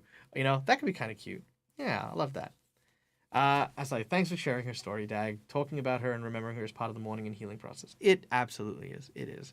And like I said, I loved her. I love her very, very, very, very, very dearly. And that's why I want to do this plush present thing for myself and my partner, so that we have a way to, like always remember her and always keep her here. But like $300, by the way, it's like that plus the shipping to Australia is like just insane, especially with some flooding issues that are apparently damaging our post at the moment. Plus, it is because it happened March 2nd. That was the day. But May and April is our anniversary. May is my partner's birthday. So I kind of want to put it together as like a good period of time to have the present. That's not gonna make her upset at me. I think the bird and the staff can also be a magic bird. Oh, yeah. What if the bird is animated? That could be cool. Gonna add that. Talking bird banner construct. I like that. What if the bird is a construct that does that? Oh no, I'm so sorry, Brune. Yeah, no, that's always the hard ones. I always find that. Yeah, those are very, very hard ones. They're huge parts of things. And you know what? It's really funny. I was talking to my partner the other day, and she's like, how come we don't have bereavement for animals as a part of, like, our workers' rights, right? I feel like it should. Like, we get paid maternity leave. Great. That's fantastic. But why don't you get paid maternity leave if your animal is pregnant? Well, why don't you get, bereavement, stuff when you can't even get healthcare there? That's, that's very true. It's very true. Shouldn't be complaining when people can't get healthcare. Okay. Shadow Cat has gone missing. Chasing a cat. Chasing a cat. So let's go with tightrope. So she ends up on the tight ropes. And I think that's where they find out she's a shadow cat. So, like, imagine if you would, I tell my group that they have to find this card, right? And the card is of a cat. And it's like, okay, cool. And then they go and they look around. They're like, where the hell's this cat? And then they look up and, like, 100 foot in the air is a freaking cat on a tightrope. Oh my God, we have to go get it. Go up, and then they're out and they're balancing and they're getting closer and closer and they're like, Mia! And then it just teleports. And it's like, what? I think that's going to be really funny. I think that'll be great. Okay, so it teleports to the tightrope, then teleports away. Where does it go to next? I think it should teleport to maybe the carnival games. So like at the top of the bell of the strongman bell. So the group has to like take the thing and hit the bell so that it'll startle it, so it'll jump down. Yeah, you can leave if you want, RUOK. Go lurking or mute yourself for a while. No, it's fine. No, you can stay. You can stay. Okay. Could teleport to the snacks area. That's true.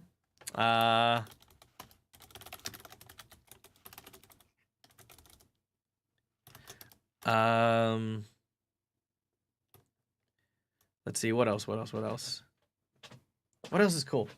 The ticket booth. Hello. Hello. Yes. Prowl, what are you doing? You want to up? You can come up. There you go. Hobie, did you hear that tiny little whinge he had at me? Oi. Excuse me. I'm working here. Ooh. The Ringmaster's Caravan? Could be, could be. Ringmaster's Caravan, I like that. Oh, the dressing room. Yes, absolutely. Oh. The snake. Now you're on my. Why? Okay, the snake cages where the snake lady keeps her things. There you go. Oof. Not complaining. He's voicing his opinions. He is. Oh no, he is complaining. Oi. Prowl. Could do a whole series about the cats getting into stuff. That's true. Because, I mean, here's the thing. It's a really good way for me to actually also showcase to my audience when we're playing all the areas of the carnival. So, up at the top of the big top where the tightrope is, the strongman bell. Yep, we can play around, have a few games. The snack area, the ticket booth, the ringmaster, the ringmaster's caravan, or the caravan park. Actually, I think is a good place. And workers' tents, the dressing rooms, the snake cages, the clown tents. I think that's a good place. Fantasy setting, though, the snake lady can mean so many different things. That's very true. For us, the snake lady is...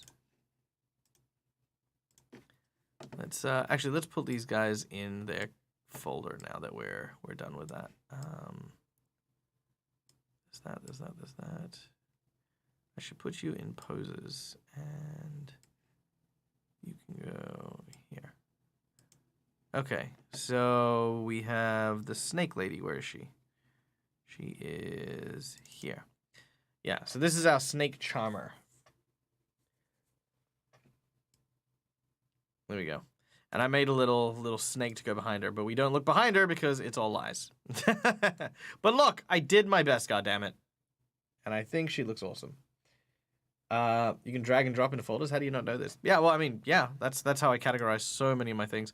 If you are not careful, Fantasy Grounds will take a lot out of you, and I've spent so much time on this thing.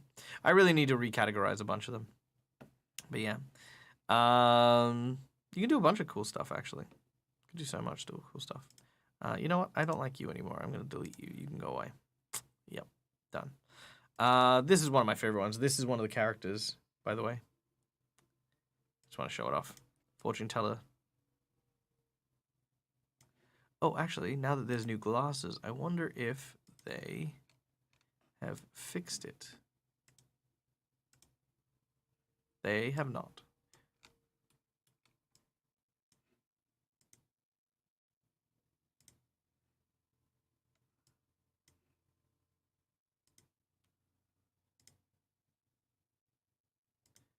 Yeah, they're still eating. They're still being eaten by the cheeks, and that's kind of one of the issues with glasses. Sorry, getting distracted. Okay. Hey, Phoenix Iwaki, guys, ladies and gentlemen, boys and girls, the one, the only, the incredible Phoenix Iwaki, a wonderful, wonderful friend of ours. I will be playing with him on the 11th. No, the 11th of February. When's that? No, the 18th of February. That's the one. I'll be playing with Phoenix on the 18th of February, along with my dear friend Guy from How to Be a Great GM. 17th. 17th? Thought it was a Friday. I mean, it's still fine. No, it's the 17th. You're right. You're right. You're right. I know when I'm on things. I don't. Yes, Friday the 17th of February, we will be playing together over on his channel. So be sure to go click on his name and go give him a follow so that you don't miss all the cool, fun action that happens. All right. Okay, let's get back to our quest, because I owe you guys at least another quest. So our card summoner has lost their card, which contains a shadow cat. They chase him through the carnival, and eventually they'll catch him. Okay, that's nice and easy. Next up, I think I want to do something with that bird statue on the pillar, on the banner. What kind of good quest might that be? Can't wait to play with you again and meet Guy. Have you not met Guy? I thought you've played with Guy before. Well, yeah, no, Guy's great. Guy's wonderful. Yeah, no, we are very good friends. Guy is one of my. Guy, I mean, when I say Guy taught me Dungeons and Dragons, I don't mean it like I watched his YouTube channel. Guy literally refused the fact that I didn't want to play Dungeons and Dragons, and we were friends, and he he basically sat me down and forced me to play. Well, I say forced me to play. He strongly encouraged me to play, and I can't say no to Guy. It's very hard to say no to Guy. I went to Gen Con because Guy, sneaky fuck, turned around and was like, oh, you know, me and Janet are going. It'd be really cool if everyone went, but I guess if you can't, and I'm like, oh, you bastard. Like, yeah, of course I'll go. Yeah. Maybe the construct weren't really yammering about a phrase. Oh, interesting. I like that one. Another amazing character. Thank you, Phoenix. I really appreciate that. The bird was sculpted in a foreign land and wants you to find out what kind of bird it's been modeled after and where it comes from. Oh, that's really touching. I like that. I like that. That's a cool one. Okay. And then it's something shit like he's made in China. No, that's terrible. Okay. The bird doesn't know where it came from. It doesn't even know what type of bird it is, but has heard that what are they called? Ornithologists? Named Eli is coming to the show and might know. Find Eli, bring him to see the statue. Sad statue is not based on a bird. Good. It means that he is truly one of a kind. And then he gets happy. I like that. Dr. Eli Flutterwing. Yeah, you know what? The hell with it. Yep. Done. Dr. Eli Flutterwing. Done and done. It was on Guy's channel that I first ever saw me in Ghost of Saltmarsh. Oh, yeah. No, oh man, I love Ghost of Saltmarsh. I really. See, the thing is, I wish live streaming like game live streaming was more lucrative than it is for streamers. Now, it's lucrative for me, and I'll tell you this because I'm not secretive about how I do things in my channel. It's not lucrative for other streamers because everyone is a content creator and everyone needs to divvy up how much you earn throughout a show. The way I do things is I run shows on my channel which are Patreon games. So they pay me a very, very small amount comparatively to the games that they run. Like, like in for what they get, people would pay $60 to $100 for a game with me. Like, and I know that because that's what the market value of Michael currently is. But they pay like $10 a game or something like that. In exchange, I broadcast it. We get donations. We have a different type of game, and it manages to sustain me, which is great. It's wonderful. But now divvy that up between 5 actors who are all trained and professional and stuff like that, and no one's got money. So things like Ghost of Saltmarsh, which was great because it was funded by Wizards of the Coast, and they basically said, right, tell us what we're writing on the check. That was great because it meant that everyone was paid, everyone was compensated. But shows like that only go as long as the book's promotional period. So once Ghost of Saltmarsh's promotional period ended, it was then on to Descent into Avernus, which then started next. And my biggest regret is that, unless you really make it big, like Critical Role big, and then attract a ton of sponsors, there is no way to actually, do games like Ghost of Saltmarsh on the long term. And I would absolutely love to get a bunch of actors and trained professionals and stuff and put them together for something like that. Would be amazing. Would be amazing. He needs to find a ladybird. Oh, I like that. Maybe he does need to find a ladybird. Maybe he's seeking companionship. And seeks companionship.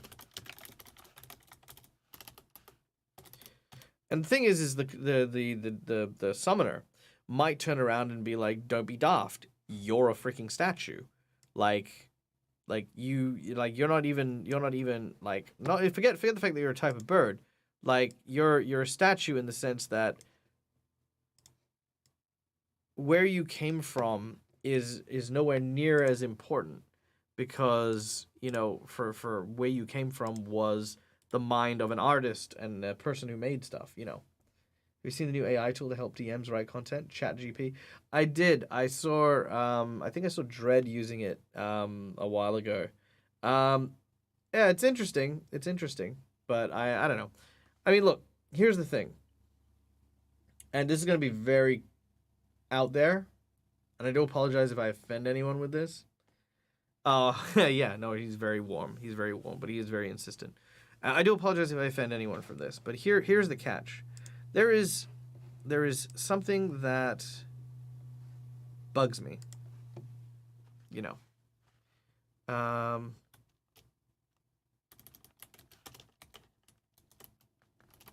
Sorry, 2 seconds.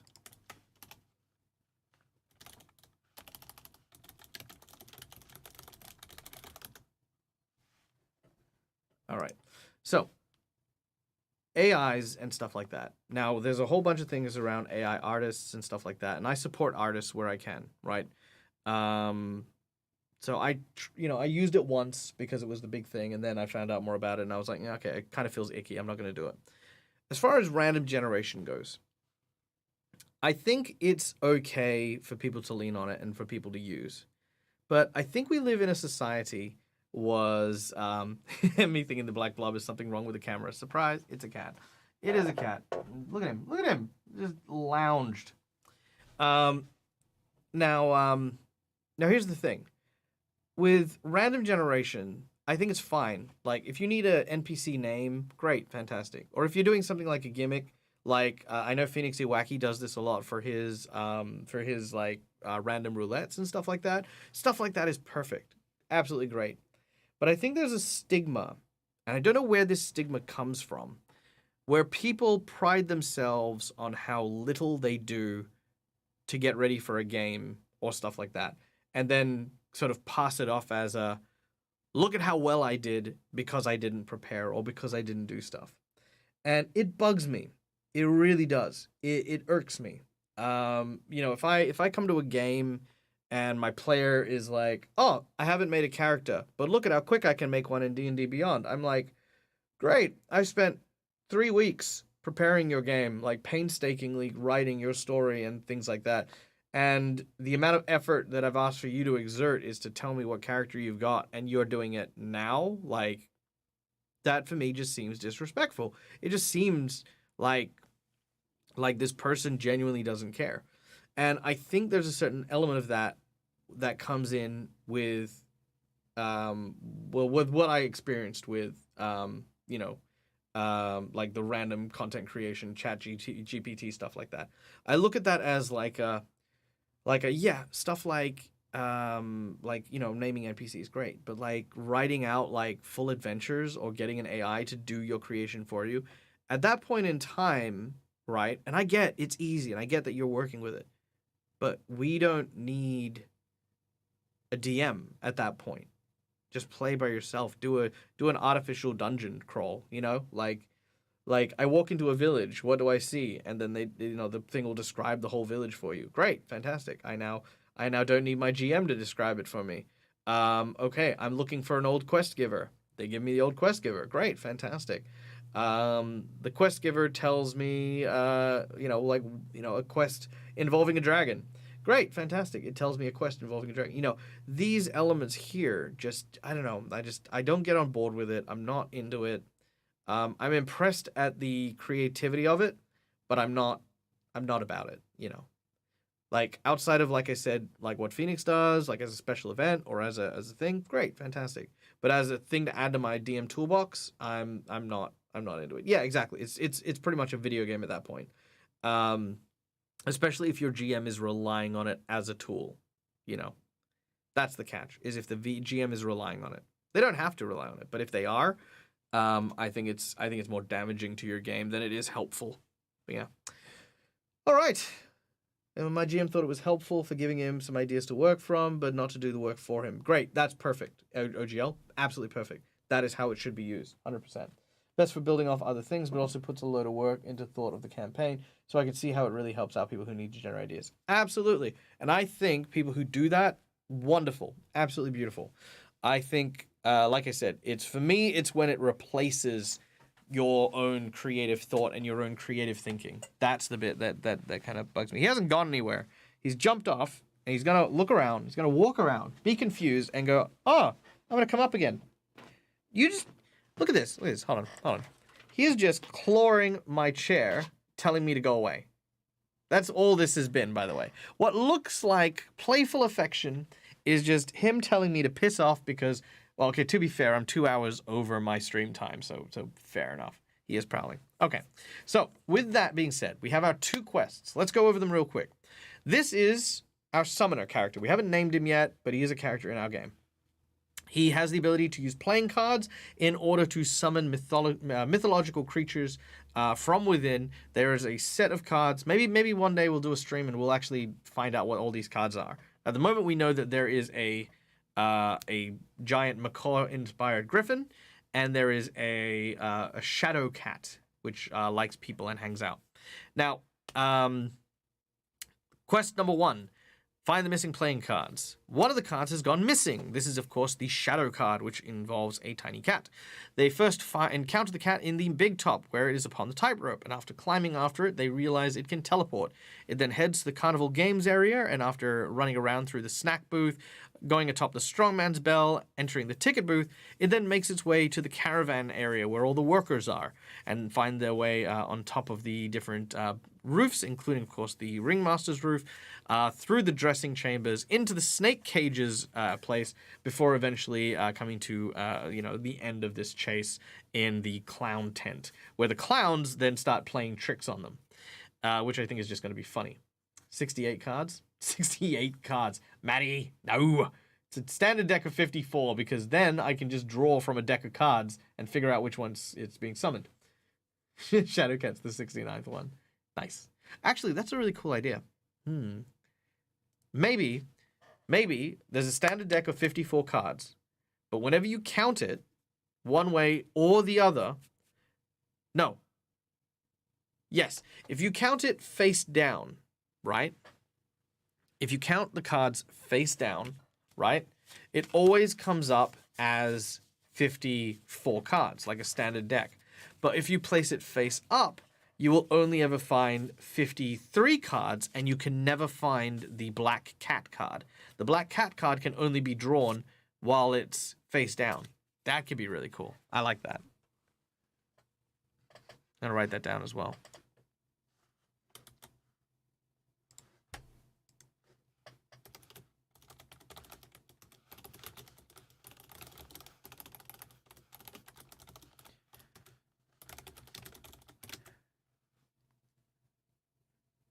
Sorry, Phil, I gotta go teach. Be in touch. No worries, man.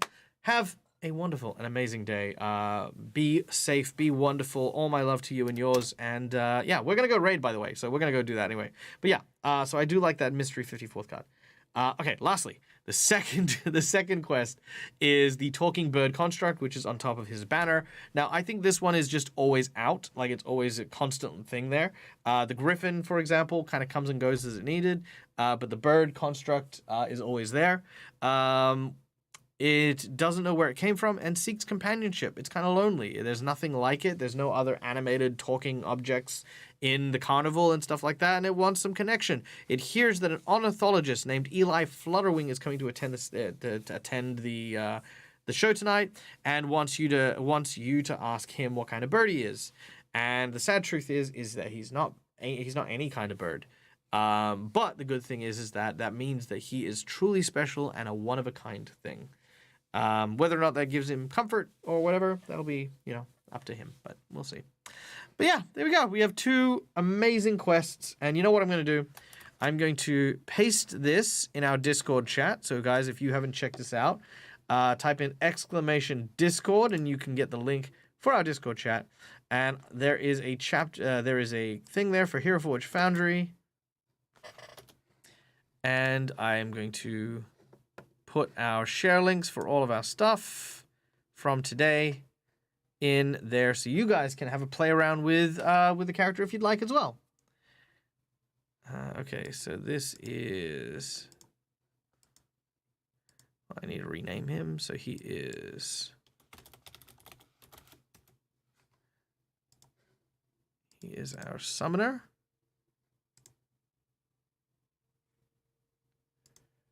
Reposting this in case you missed it. Putting a follow-up to that.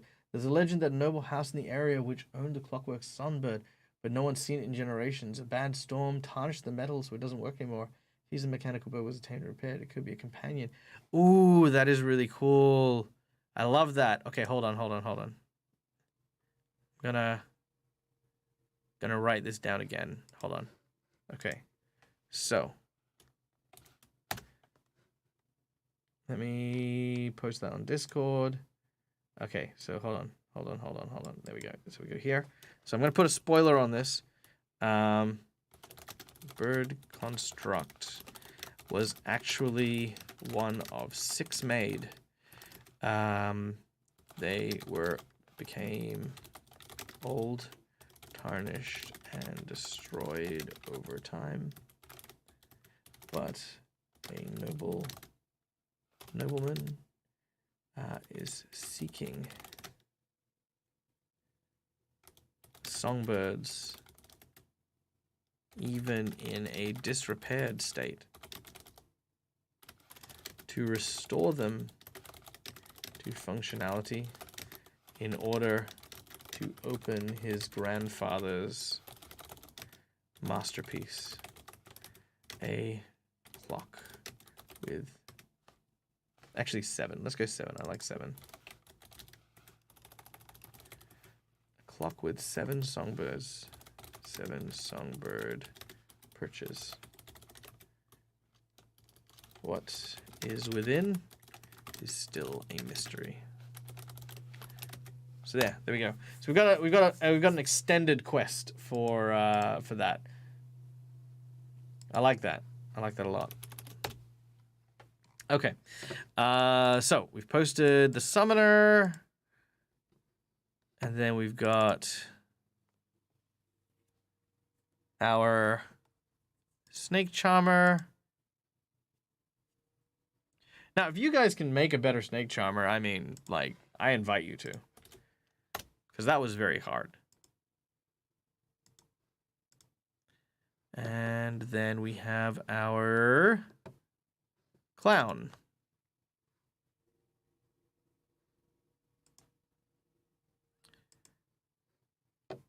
All right, all the links are in the Discord at the moment. I'll share the other ones from our Through the Breach game after we run that game. But yeah, there we go. We have all of our characters. Whew. Well, thank you very much, everyone. I hope you had a wonderful day today. I hope wherever you are and whatever you're doing, the day will see you well and see you through to a amazing and wonderful fruition, whatever it is. Could be anything. Could be anything. But yes. Stay safe, stay wonderful. And who are we going to go and raid? Raiding, who is alive and well? We are going to raid. Ooh, Ink and Liar. Ink and Liar are doing some stuff. Gen Con TV is doing stuff. I think Ink and Liar. Total Party Chill, what are they up to? They're on a break at the moment. Yeah, I think Ink and Liar. I think we're going to go raid Ink and Liar. All right. They are playing Fate's End, which is a wonderful and spoopy and awesome game. They also do a lot of Through the Breach stuff, which, as I mentioned, guys, if you're interested, we are going to be doing Through the Breach this weekend, so do follow the channel because we are going to be raising money for RUOK, a great cause in the efforts and fights for mental health, and to make sure that, hey, you guys are okay, because we want to make sure we're all okay, and our neighbors, and our friends, and our loved ones. Okay. Love your faces, stay safe, until we meet again, as always, from me to you, game hard, or die trying. Good night, folks.